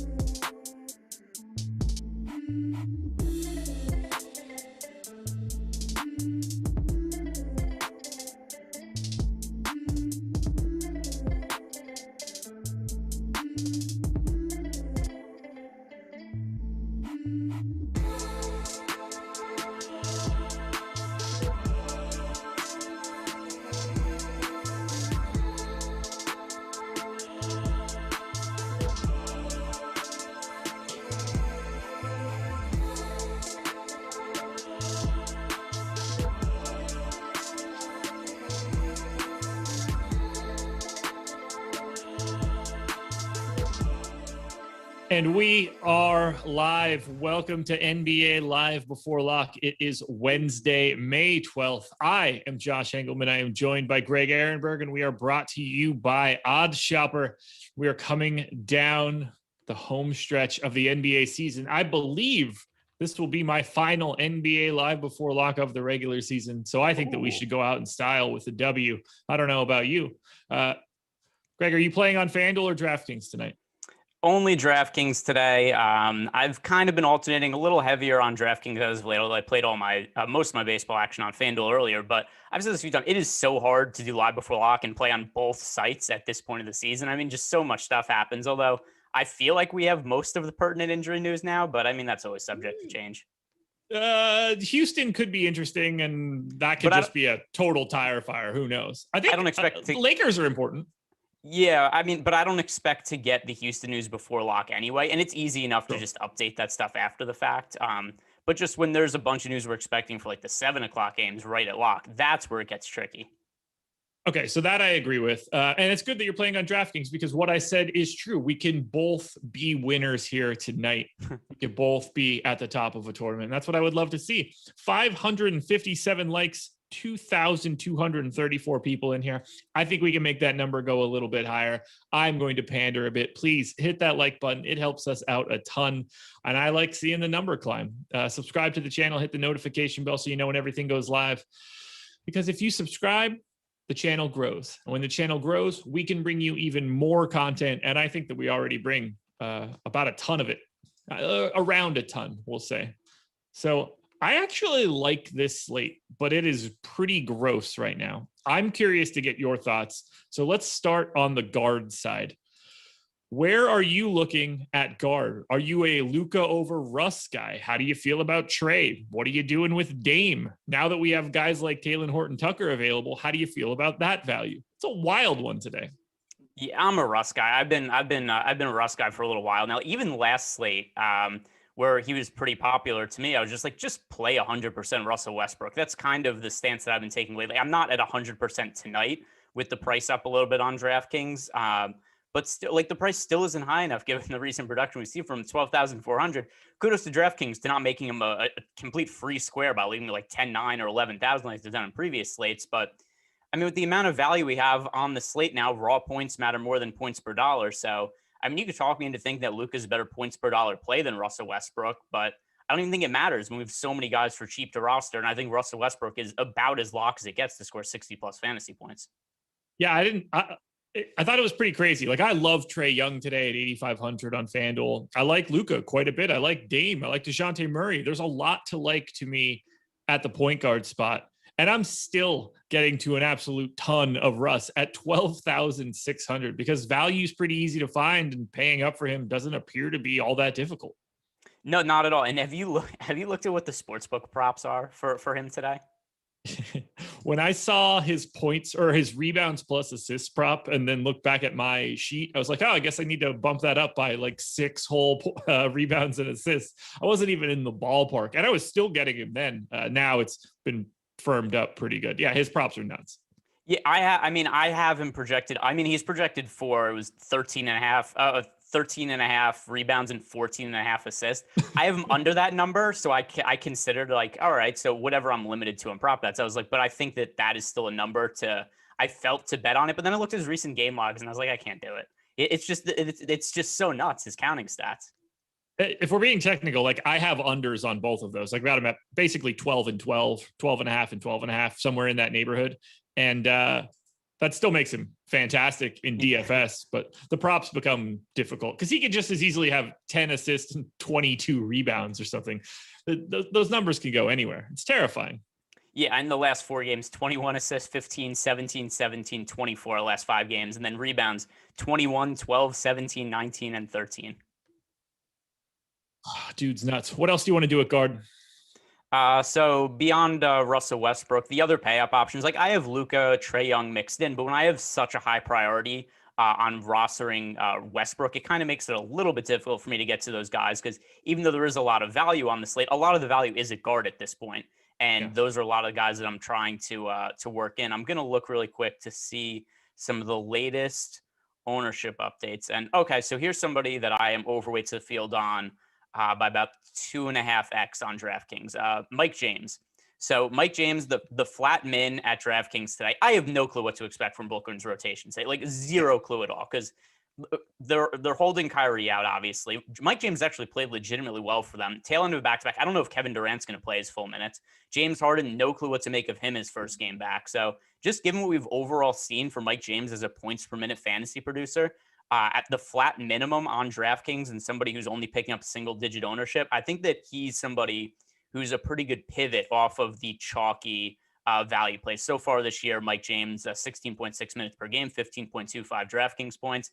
Like I said, I don't have any real confidence in his minutes, but if he plays 25, 26 minutes, I wouldn't be surprised at all. How do you like him in comparison to like the ownership that Peyton Pritchard is picking up right now? Because I think that ends up being sort of a natural pivot point if things don't break well for Pritchard. I know a lot of people are going to be looking to Neesmith, but I like the idea of going to someone like James, who in 24 minutes at the flat minimum could easily outperform both of those guys. Yeah, and I mean, that's really the main draw to me for Mike James, is just as a pivot off of those guys. Like I have Pritchard projected for more fantasy points than Mike James. I think he's a much safer play. Cash games play Pritchard, I wouldn't even consider Mike James. But for tournaments, I have a slightly more exposure to Peyton Pritchard, except that still means I'm just around the field on Pritchard and then way overweight to Mike James. So relative to ownership, I prefer James overall. Okay. I don't have any on FanDuel where he's 3,500, but I think the opportunity cost at point guard today is too high with Trae Young, Russ, Luka, Lillard, DeJounte Murray, Peyton Pritchard soaking up a lot of ownership. We've got guys like Kira Lewis today, Howell Neto with no Beal, Caruso at 5,100. There's so much out there. I'm expecting two of the pay up options to just have to be there today. But DraftKings, totally different story at flat 3K. Just because you mentioned him, what did you do with Caruso today? I think that he's a really good play if we find out he's in. By the way, he's going way underrepresented right now in ownership projections because people are so afraid of the questionable tag, I assume. I have him in 10% of my lineups right now. He's only projected for 2% ownership on DraftKings. The caveat, obviously, is we don't know if he's going to play or not. But if he's ruled out, it's easy enough to swap off him onto other Lakers guys. I have him in for 28 minutes right now. I don't really like him on FanDuel. He's 5,100. There's not a ton of value in that price, even if he is in. I am getting to way more Talen Horton-Tucker at 3,600 at shooting guard. Yeah, I mean, I have a lot more exposure to Talen Horton-Tucker on DraftKings as well. He's probably my overall favorite value play on the site, I would say. I think there's a little more upside in him than somebody like Peyton Pritchard. And then obviously, if Alex Caruso does end up getting ruled out, then it's just Talen Horton-Tucker is going to do everything for the Lakers. Anybody picking up a ton of ownership at the guard spots that you're a little surprised to see? Guys that you're not as heavy on? Let's see. Trae Young at 9,100 on DraftKings, picking up 23.4% ownership right now. I'm underweight to the field on that number, which is just going to happen when I have Russell Westbrook. I mean, Russ is 40% owned by the field now. To me, he should be way higher owned than that. So if I'm going to be overweight to the 40% number on Westbrook, it just means I'm underweight to somebody like Trae Young, who at 9,100 is picking up 23% ownership. And it's not even like points per dollar. I think Trae Young is a poor player or anything. There's just other guys I prefer to pay up for overall. I understand where you're coming from there. Some other guys that we haven't touched on yet, the New Orleans backcourt. So Kira Lewis, Nickeil Alexander-Walker, Eric Bledsoe. Are you leaning towards any one of those guys more than the others? Not really. None of them are like core plays for me. They're just guys that I'm getting mixed in. Like I'm about similar to the field with Kira Lewis. He's somebody who actually, if I didn't like Mike James, I would probably be a little bit higher on Kira Lewis because I had Kira Lewis in a chunk of my lineups until Kyrie Irving got ruled out. And then I started to work in some Mike James and that lowered my exposure to Kira Lewis a little bit. But I'm about even with the field on Kira Lewis. No real interest in Eric Bledsoe for me today, though. All right, here we go. Soul Dope with the super chat. Yes, sir. Yes, sir. Fade the value on point guard on FanDuel today. I'm with you, Josh. Running it back today with Russ and Trae. Can you guys add on to who benefits the most on FanDuel with all of the Pelicans news? Perfect timing, I guess. Yeah, that is perfectly woven in there. So Overall, I mean, I think the Pelicans look a lot better on DraftKings than FanDuel personally, but overall, to me, the best option on both sites is still Najee Marshall. Najee Marshall is the guy that I have the most exposure to on FanDuel at 5K, given the position. I'm not too far behind with James Johnson. And if I'm ranking the guards, I have Nickeil Alexander-Walker, then Eric Bledsoe slightly less. I do not have Kira Lewis at all at 4,100. Yeah, and that's also a difference between FanDuel and DraftKings because on DK, Kira Lewis is 3,300 and he has point guard and shooting guard eligibility. So he's somebody who's a massively different play on the two sites. For sure. Any other guards that we have not talked about yet that you want to make sure you talk about? I mean, I guess we could work him into the forward or the guard conversation, but Evan Fournier, just with all the guys who are out for the Celtics, he's small forward eligible on FanDuel, on DraftKings, he's shooting guard and small forward eligible. So he's somebody I'm getting to a whole bunch of. Price tag of 5,500. That is really appealing. Also, he's finally playing well for the Celtics. The first stretch with the team was absolutely miserable. And I remember there was a few slates that I was on him, and I'm pretty sure you were on him on a lot of those ones also, where it looked like it should have been a good spot where the Celtics were shorthanded, guys were out, and then Fournier just totally crapped the bed. But I mean, now that we have all these guys that the Celtics are dealing with out, and we've now seen, was it 5 games in a row where he scored at least 33 DraftKings points? Just the injury list for the Celtics is so long tonight with Marcus Smart out, Jaylen Brown out for the year, Kemba Walker out because of the tail end of a back-to-back. So Evan Fournier to me is a pretty important play. What in the world is going on with Daniel House, and why in the world is he showing up in my lineups the way that he is? That is not at all what I have his projection set at.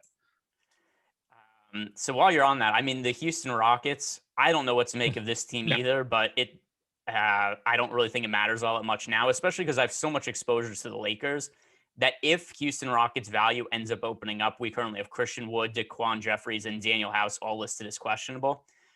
If anything happens that ends up opening up a ton of Houston value, it's going to be easy enough for me to swap onto them just because I have so much exposure to the Lakers already. Yeah, I have no idea how in the world Daniel House is showing up like I should own him, but he is, and I don't want to own him. I have him for 14 minutes right now. Yeah, he should be in 0% of my lineups. I don't even know how it's possible that he showed up. So that's kind of weird, but plenty of time to run a new crunch. Anyway, is that the issue? Did I figure out the issue already? I'll read a super chat while you try to figure that out. I already figured it out. Oh, so we're all good. right. Look at you, just figuring things out left and right there. But Arkathelza is asking, do the Blazers need a win to avoid the Clippers in the first round? The Western Conference playoff picture is so confusing. I was thinking about this before because I'm invested in Suns futures. And I was like, oh, I want them to win this game or lose this game because I want them to be on this part of the bracket. And then I realized it's all up in the air anyway. The Lakers are most likely to end up in the play-in game. And then who knows if they've ended up being the 7 or the 8 seed. I do feel like either the Jazz or the Suns are probably going to get a really easy draw, but I can't make too many decisions in terms of my DFS lineups based on what happens with the Clippers. I think because I saw you make a face, I think there's a chance that the Clippers and the Lakers both end up on one side of the bracket, and then either the Suns or the Jazz will completely miss them until the Western Conference Finals. Oh yeah, one of those two teams is going to make out like a bandit. The other one is going to get the Lakers in the first round, probably, and that is going to be a death sentence. Oh, it basically removes your chances of winning the NBA title because you now have to go through an extra team instead of going through, I don't know, who's like a shit team in the West.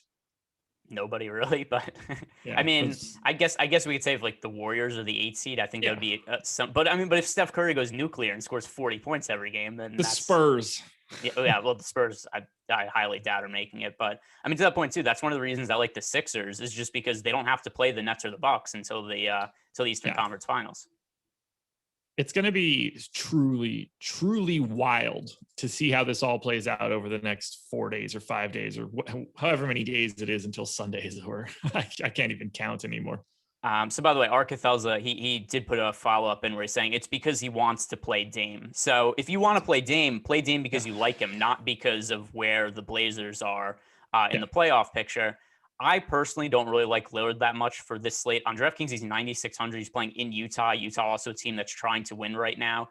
And Dame has played better over the last couple of weeks, but the upside is still somewhat capped. He's been having a bunch of games where he's scoring mid-50s fantasy points. The last time he scored 60-plus fantasy points I have to scroll really far back for this, is March 16th against the Pelicans. And the reality of this slate is you look at all the value and all the pay up options, unless Dame has one of his massive ceiling games, it's really unlikely to me that he lands in the optimal lineup. Even if he just has another one of these games where he scores, 55 fantasy points, that would be a good game for his points, for his salary. But I don't think that would be enough for this slate. And it's just been so long since we've had him with a true ceiling game since McCollum and Nurkic have been back. I'll tell you what, I was a lot lighter on Dame earlier, and then I started looking at props, and his points prop was like 4.5 points ahead of where I had him projected. And that honestly shocked me. Rarely, if ever, do I have that sort of deviation right out of the gate. So I did bump him up a little bit, and he is now showing up in about 20% of my lineups.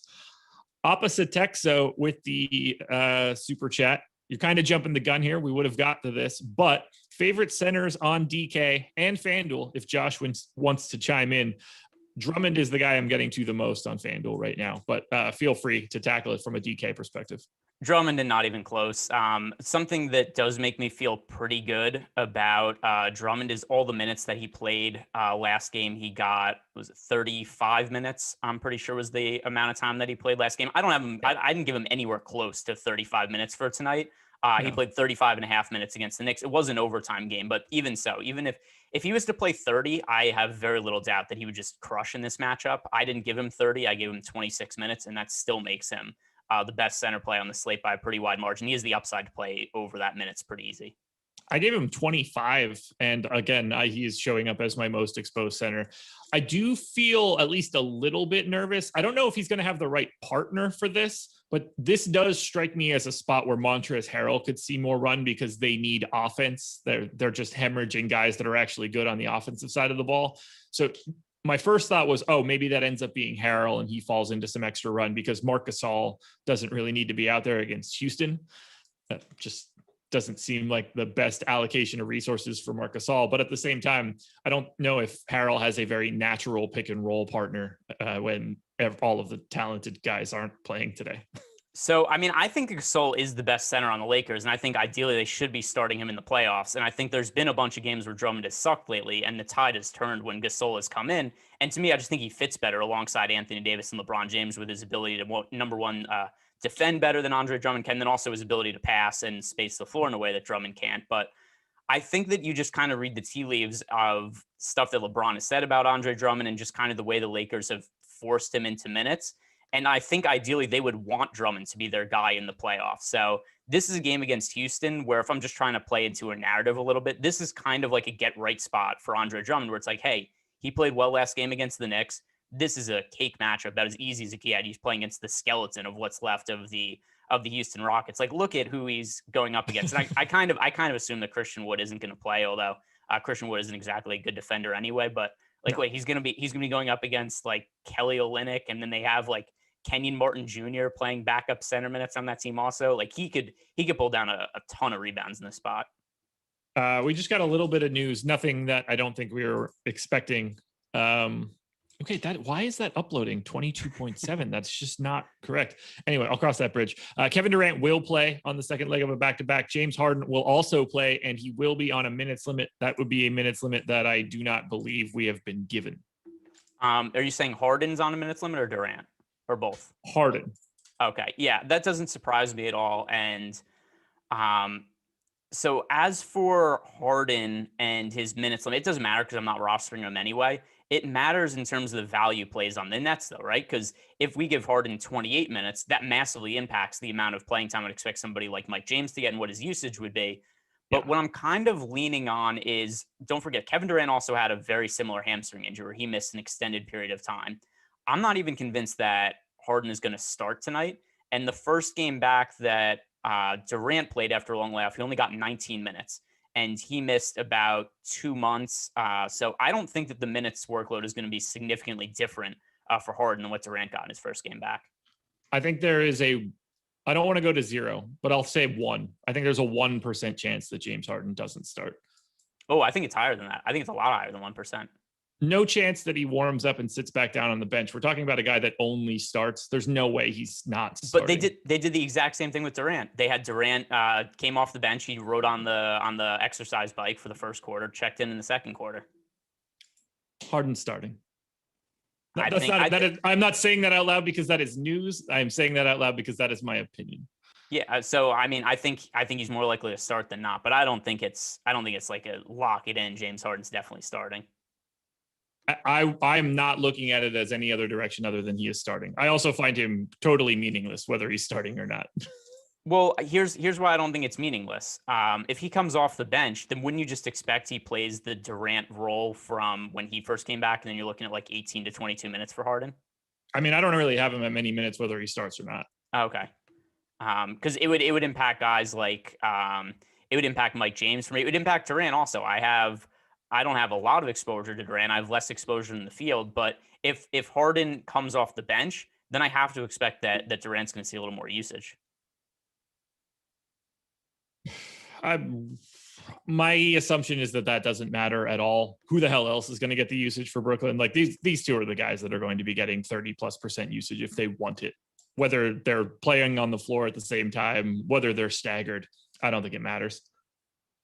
If Kyrie were in, I think all of this would be a little bit more important just to think about how they were going to be on the floor together. But when it's only two, doesn't matter to me. Did you get to much Durant exposure? That's a good question. I'm not entirely sure. Let me look. I have him in 15%. I don't think so. I have him in 15% of my lineups right now. Yeah, I had 18. Wow, 15% sounds a little low to me given the DraftKings price. Are you worried about his minutes? Yes, I docked his minutes a little bit because it's a tail end of a back-to-back, and what the hell are the Nets playing for other than to just get guys reps before the playoffs at this point. If I gave Durant a full allotment of minutes, he would actually probably be my second most rostered pay-up option behind Westbrook. I just didn't want to get there because I'm really concerned that he's not going to play his full workload when you consider that, number one, this is a very winnable game against the Spurs to begin with, and then number two, the Nets have not shown much inclination that they give any care about the playoff at the regular season, and they're only looking ahead to the playoffs. Very true. All right, time to hit on a couple of things that I need to hit on, including our schedule, which we actually do have another show coming up after this at 8 p.m. Eastern time. PGA live before lock. Ben and Eric breaking this bad boy down. God, I already don't remember what the event is, and I'm the one. I already did a betting video for it. Byron Nelson, I think. Yeah, Byron Nelson. I'm almost positive that I'm right. Either way, watch PGA Live before lock because those guys will know. That much I can tell you. Free content as well. Free premium content at Awesemo.com. The NBA Big Board is free. MLB ownership rankings are free. PGA rankings for what I believe to be the Byron Nelson are free, and NHL projections free as well. Angela Campbell, thank you very much. I was right, and that makes me feel at least a little bit better. And now we transition to the forward spot.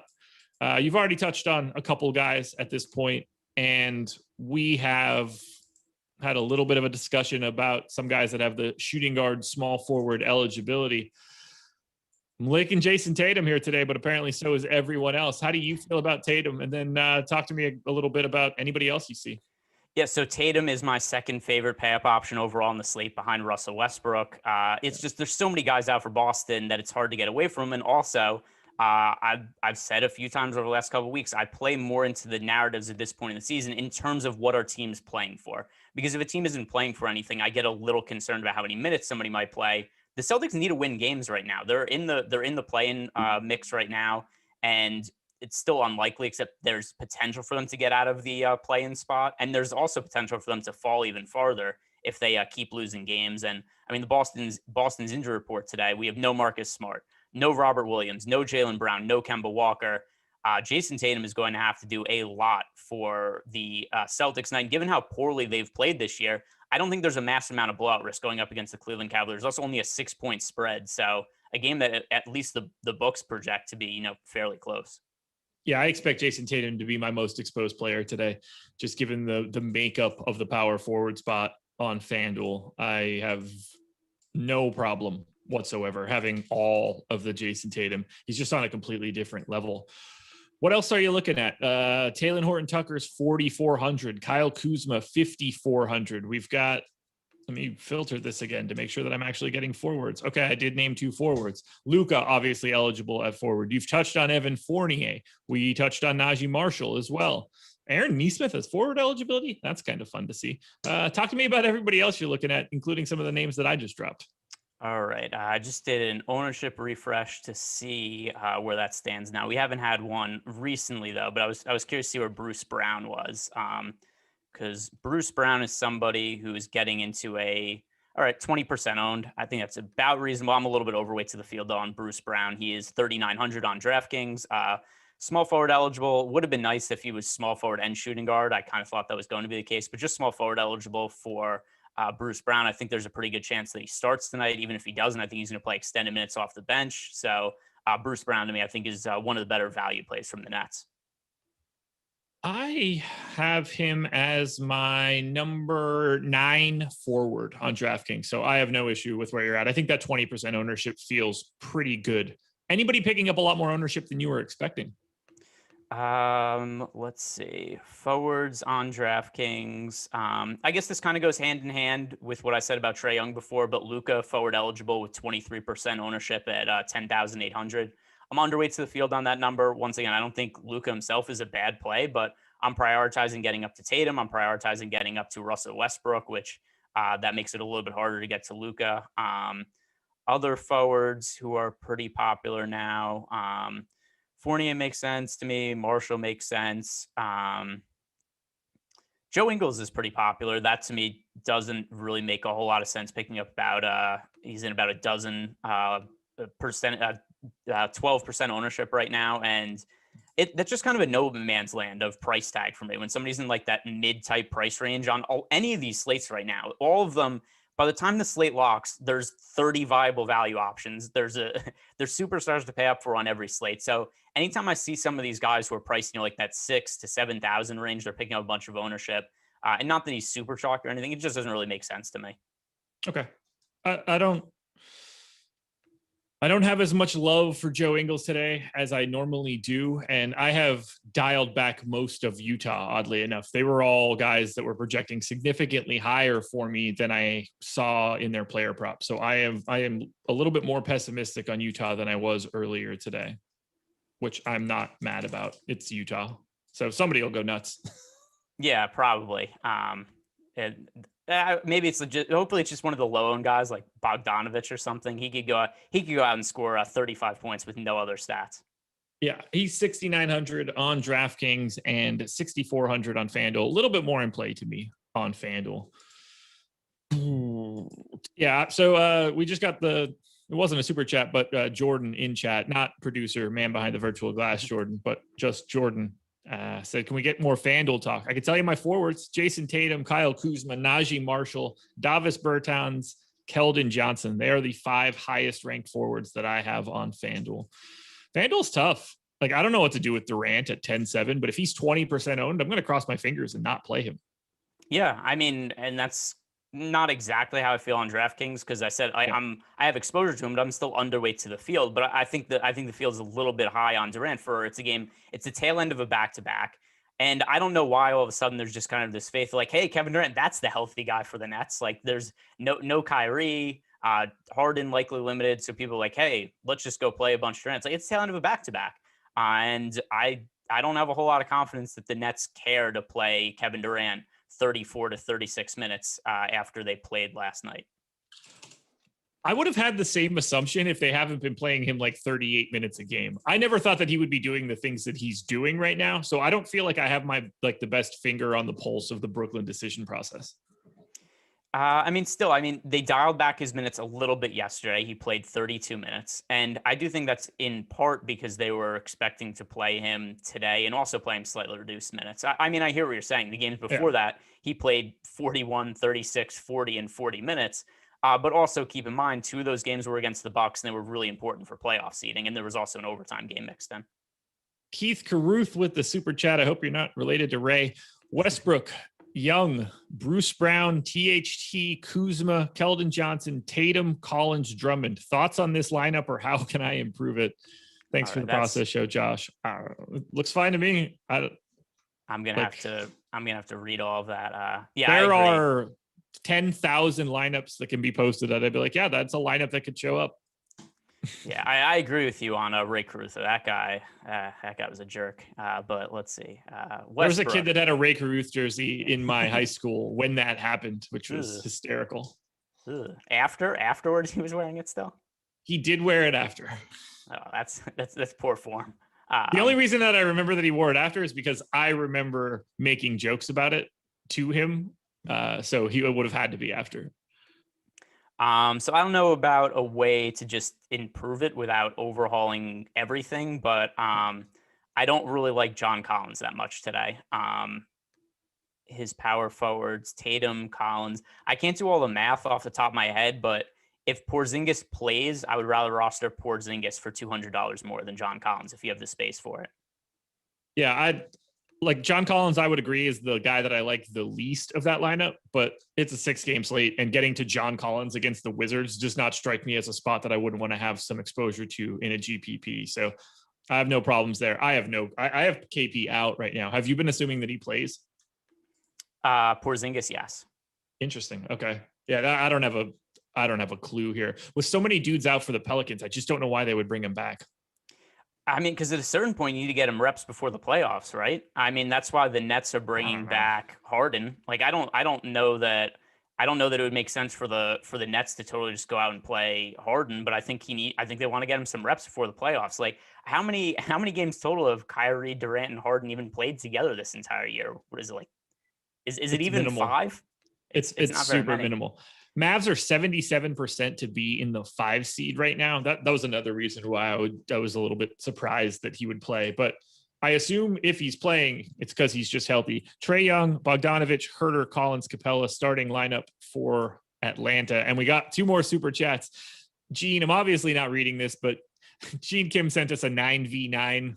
So appreciate that. Obviously, I know where you're going with that. That could... for a second, I thought you were just going to paste the same lineup twice. Thanks for the super chat. Do you think it's worth it to pay $21K for Westbrook at captain, and I put in someone who is min price, or have Trae as captain, save $6K? DK small field single entry. Yes. I mean, I don't know what all the pricing is for the showdown off the top of my head, but I have to assume that playing Westbrook and captain is the most sensible lineup construction. And then also, some of the field is going to be doing very heavily. Like if he goes out and has his normal game, like there's just no way around that he's going to be the optimal captain. I mean, if you also still have Russell Westbrook in your lineup, but you have Trae Young at captain, I don't off the top, like that seems super normal to me for a construction if it frees up $6K. But I don't have any concept of the rest of the salaries and what the context would be for that. But $6K seems like a lot. Yeah, I mean, I'm just thinking about the upside of Westbrook, and just the fact also that the pricing for Showdown generally tends to be, pretty congruent with the pricing for the actual normal slate. And yeah. I like Westbrook a lot, and I don't have a whole lot of exposure to Trae Young on DraftKings. How owned do you think Russell Westbrook is in the captain spot? Like, obviously you don't know this, but it's probably preposterous, right? In a single entry DK GPP small field, that might be the only spot you have to get different. Yeah, I mean, it depends on the value options, though, also. Yeah. Off the top of my head, that seems like a spot where I like the construction going to Trae, assuming Russell Westbrook is still in the lineup. Yeah, definitely have to play Russ. I'm just trying to think who else what else would you be doing with that salary, though? Because I guess then you'd be able to fit Capella in if Trae Young is that the captain. You maybe wouldn't be able to do that otherwise. But yeah, it's just hard for me to answer when I don't know what the pricing is. Yeah. James Hood with the super chat said he doesn't have a question, but since he's throwing away money, he figured he would let us know that he's fading Russ in all 50 of his FanDuel lineups today. YOLO, I guess. Hey, look, if he gets hurt, then you're sitting good. Here's an interesting thing though. What are the scenario where Russ fails? Who do you think gains from that scenario? Like, is there somebody where it's like, oh, I want to get to Rui in that situation? Is it a thing where you think the Hawks just smash them? You don't have any interest in the game? Yeah, I think if Russ fails, the Wizards aren't in the game. Yeah, that's so the other day. Ish Smith probably is the guy that does benefit because he's at a salary where I assume if Russ is failing, it's not because he played 38 minutes. So what I did the other day when Spags and Brewing live before lock, and somebody asked us, what are the odds of the Hawks blowing out the Wizards?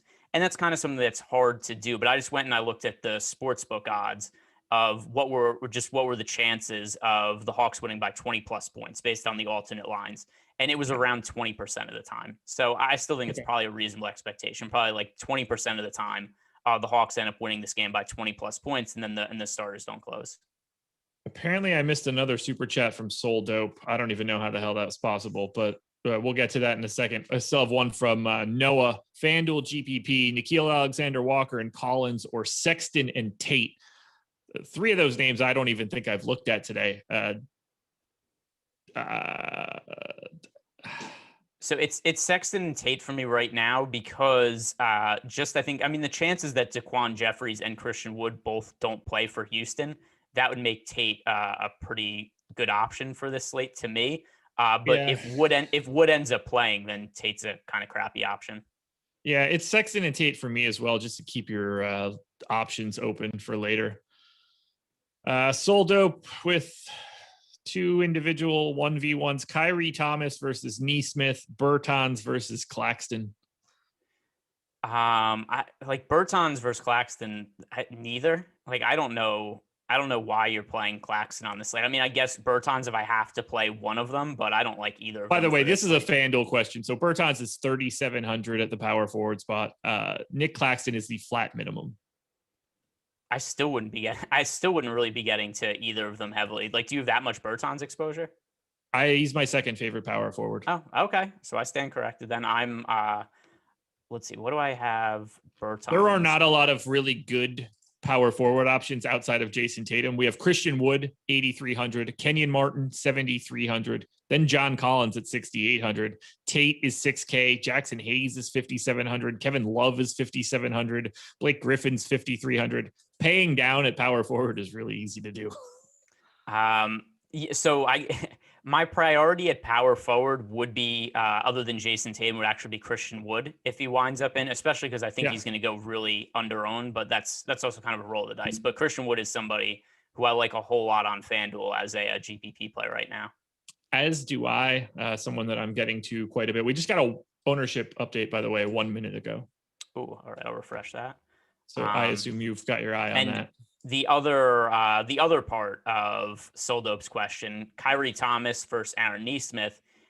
So this is what's also hard that ties into the Christian Wood part that I said before is Kyrie Thomas. Like, if Christian Wood, Daquan Jeffries, like if the Rockets are going to have everybody active, then I don't think there's very many minutes available for Kyrie Thomas. So as it stands right now, it's Nesmith. I agree. There's too much risk in Thomas, and they don't have to care about him at all. He's just a guy on a 10-day, no matter how he's been playing.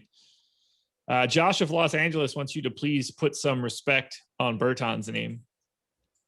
I mean, he's a very streaky shooter. He does have upside. I don't have him projected particularly well today. I also find the minutes really hard to figure out with Washington. Like last slate, I thought like, all right, this game Rui is gonna like. It seemed like his minutes were somewhat secure for last slate. I knew there was a lot of variance there, but I thought he was at least gonna play, like 28 plus minutes, an extra usage from with no Bradley Beal, and then Rui played 27.5 minutes last game. I don't know what to make of that. The game before he played 35 minutes. So the last 5 games now for Rui, he's played 23, 29, 31, 35, and 27 minutes. By the way, that also goes to something with Bertans. If Rui plays extra minutes, that probably means a little less playing time for Bertans. If Rui is going to play extra minutes, like it goes, I think there's an inverse correlation there, and I don't have much confidence in any of the front court minutes for Washington. Yeah, if it wasn't for power forward being such a wasteland, to me, like I don't see a lot of value in being in the 5Ks. And if Bertans can play 28 to 30 minutes in this kind of matchup, I like it. Same for Nick Claxton at the flat minimum. Like he played 26 minutes, I believe, the last time out. If he falls into a couple extra minutes at the flat minimum for power forward, I think that he could put up a little bit of value. Ruben Mitchell with the super chat. DeRozan or Sexton, last man in a FanDuel 50-man single entry. That would be DeRozan for me. DeRozan. Yeah, that's what I'm at. What else do I need to touch on before I don't have to do any plugs? Promo? No, we're not running a promo. Sponsor, OddsShopper. There we go. If you are looking to place bets on sports and you are not using OddsShopper to shop your lines, you are costing yourself money. And this doesn't cost you any money.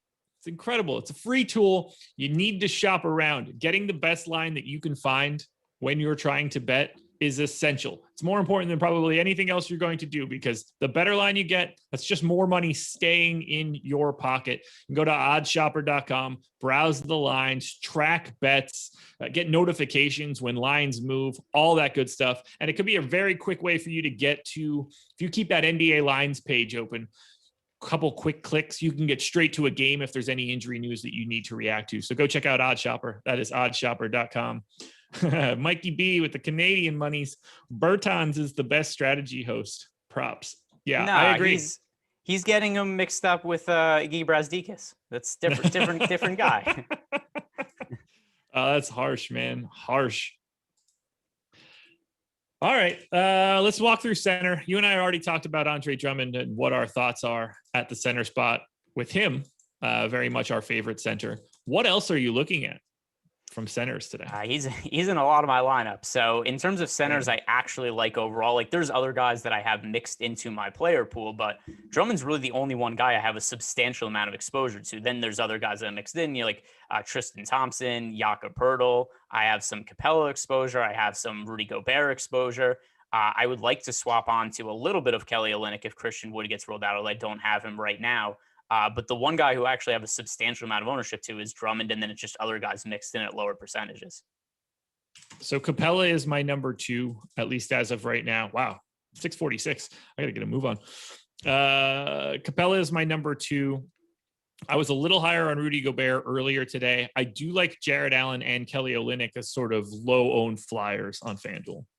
Those guys are in like the 5% range. You know who I would like if I had any confidence he was going to play normal minutes is Jared Allen. Yeah.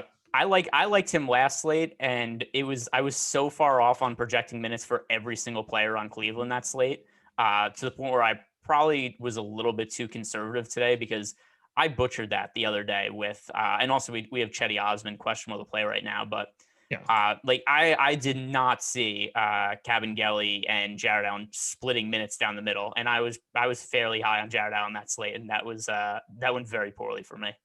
I feel quite similarly on that one. Man, shooting guard sucks on FanDuel today. Really, really problematic. I'm gonna guess, are your number 1 most exposed shooting guard Taylor Horton Tucker, right? Yes, he is.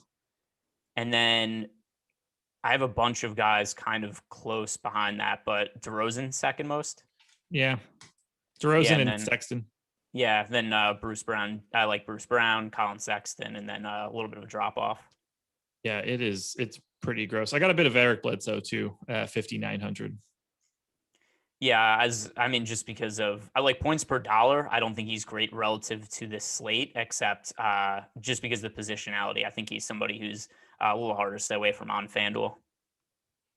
Russ and Kira Lewis or Bledsoe and KD DK? The Russ side. Yeah, same. Almost any question I get with Russ, the answer is going to be Russ. That's very, very true right now. All right, we're going to start hitting some questions from Premium Slack. Most recent one I see, concerned about THT's 42% ownership on DraftKings. No. Yes and no. I mean, it's a high number, except it's justified, especially if Caruso gets ruled out. I think there's ways to pivot too, though. Like if Caruso plays, I think you could swap to Caruso. I actually think the most sensible direct pivot is Kentavious Caldwell-Pope. I have Taylor Horton Tucker projected higher, but not by like a ridiculous amount. So if ownership is an issue for you, I don't have any issue with playing Kentavious Caldwell-Pope over Taylor Horton Tucker. I definitely did that in some lineups, as long as that works with having them in the utility spot, which I mean you really should be having anyway with somebody at that price point, and that being the last game of the day. A1 Andy, just waking up in Perth, Australia. Best DK plays at each position. If that's true, you deserve this. So this one's on you. Best DK play at each position. Oh, and I like when we do this bit anyway. We just go over our most exposed players at each position. So for me, DraftKings, Russell Westbrook at point guard. Obvious reasons why. Shooting guard, it is Evan Fournier. Small forward, Talen Horton-Tucker. Power forward, Jason Tatum. Center, Andre Drummond. I will hit you with FanDuel, even though you didn't ask, just for the people at home. Trae Young, Talen Horton-Tucker, Kyle Kuzma, Jason Tatum. And the way that it reads right now, it's Clint Capella, but I expect that to be Andre Drummond in a second. Oh, well, Clint Capella at 20% ownership, Drummond at 35. Yeah, I'm going to say Drummond and Capella are the co-owners because they've got 80% of my exposure right now. So, and they're pretty close. Yeah. By the way, I'm pretty sure for me, I'm just looking over how I have guys projected on FanDuel. I think I would almost just be kind of like chalk across the board. I like Westbrook at point guard, Talen Horton-Tucker at shooting guard, Najee Marshall at small forward, Jason Tatum at power forward. Although for GPP, I really like Christian Wood a lot and just take a chance that he ends up playing. If not, swap off him, obviously. And then Andre Drummond at center. Yeah, I'm struggling to figure out how much, like I've got 9% Christian Wood right now. I guess I feel okay about that. I do want to give John Collins, oddly enough, a little bit of a bump. He was only showing up in like 3%, and I just don't find that to be correct for right now. Last man in the DK GPP. Wow, Rudy Gobert or Colin Sexton. Those are two names you never have like as a 1v1. I'm pretty sure that's Gobert for me, but let me check. It's Gobert for me. Yeah, it's Gobert. Yeah, I just hadn't thought of. I have Gobert projected way higher. I just hadn't have thought them in the context of comparing them. Yeah, those are not two names that normally come together. 9 minutes to go, guys. If you don't have your lineups in yet, what in the world are you waiting for? Because it is probably an important time for you to do that. What else do we got coming in here? Last guy in, Bruce Brown or DJ Augustine in the DK GPP. That one's not going to be difficult. Bruce Brown. Yeah, has to be, right? Yeah, I don't have. What is DJ Augustine picking up ownership or anything? Can't be, right? I'm 6%. Even that seems a little high to me, but I mean, Houston's getting some guys back now, right? Like we've seen Augustine play extended minutes, but that's been on some slates where they've had, like nobody available. So maybe if Jeffries, House, and Wood all get ruled out, then you could talk me into Augustine. But still, there's so many value plays I'd prefer to him right now. DeJounte Murray or Bogdan Bogdanovic in a DK single entry? Let's see. DeJounte Murray or Bogdan Bogdanovic. Oh, that is a little confusing. I didn't even realize that we had both Bogdanoviches on the slate, especially because I just wasn't considering really either of them all that much. Yes, we do have the Bogdanovi. Let's see. That would be Bogdan Bogdanovic for me is the answer. Okay. I like Murray quite a bit today. Let me see where I have those guys just to make sure that I don't give a wrong answer.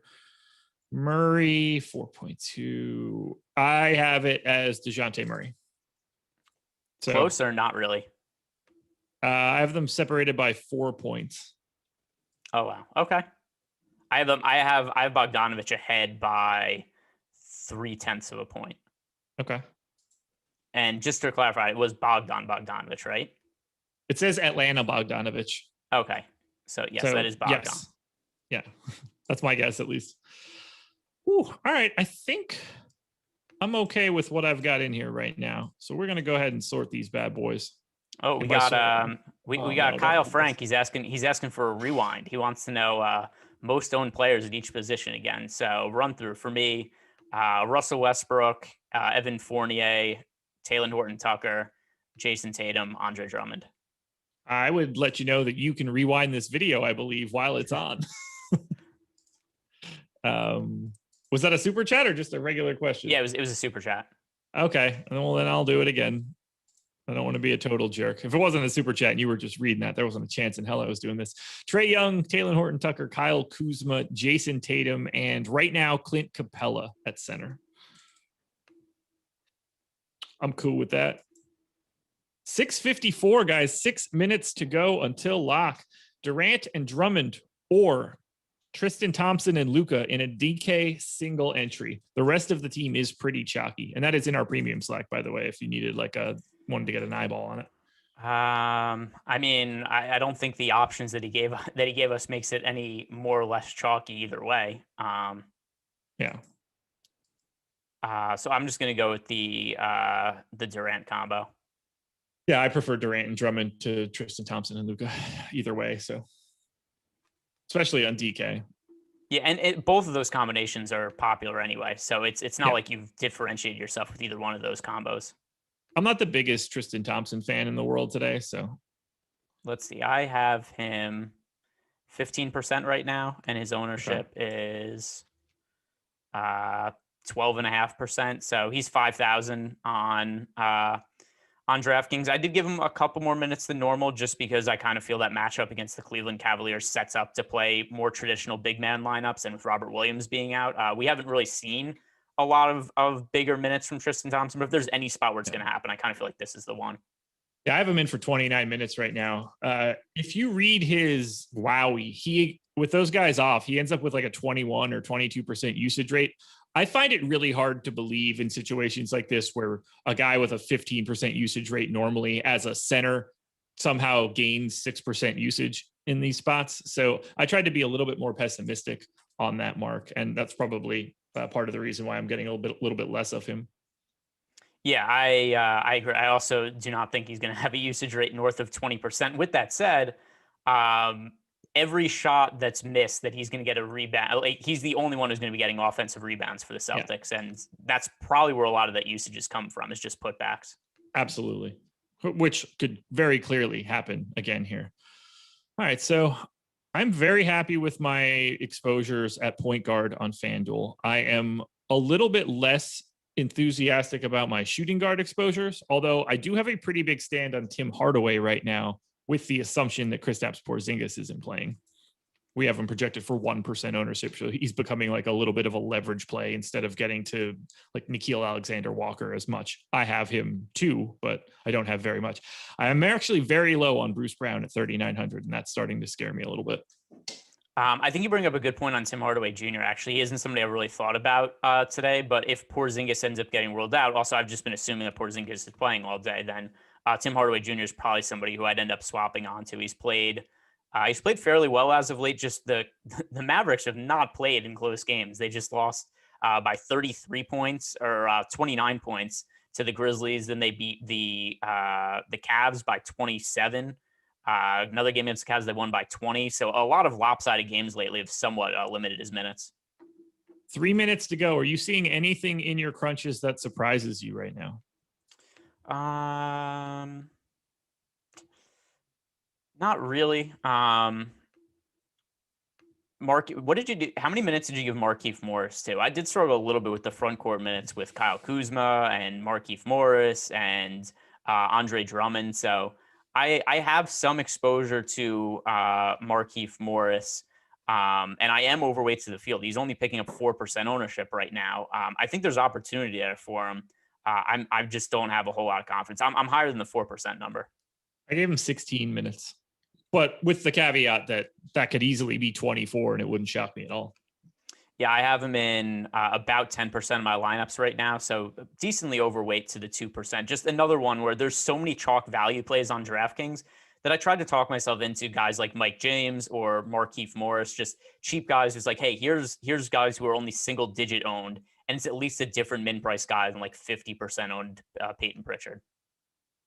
One final super chat: Fournier and Jared Allen, or Kira Lewis and Trae on DraftKings?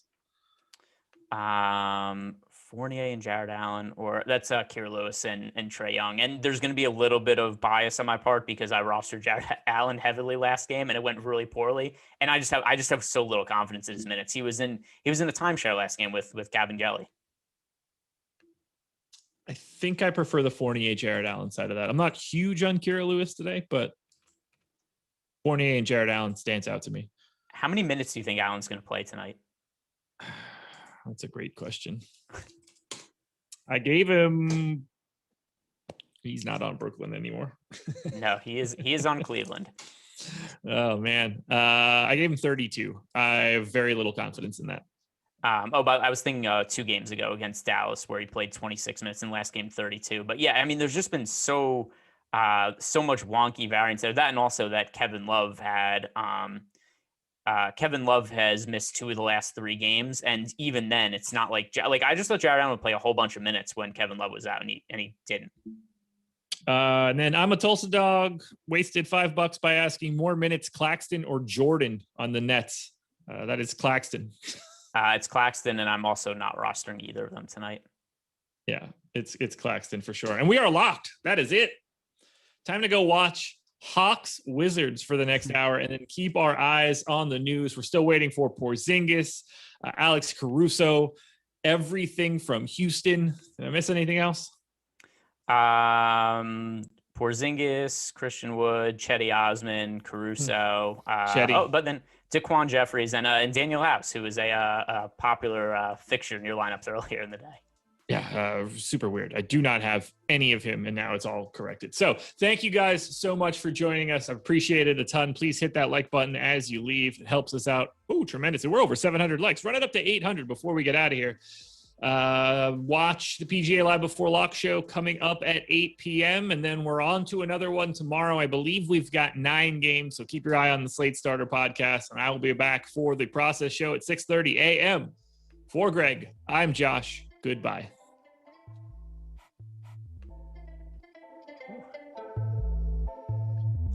No more Live Before Locks for you. I think that's well, unless Sunday ends up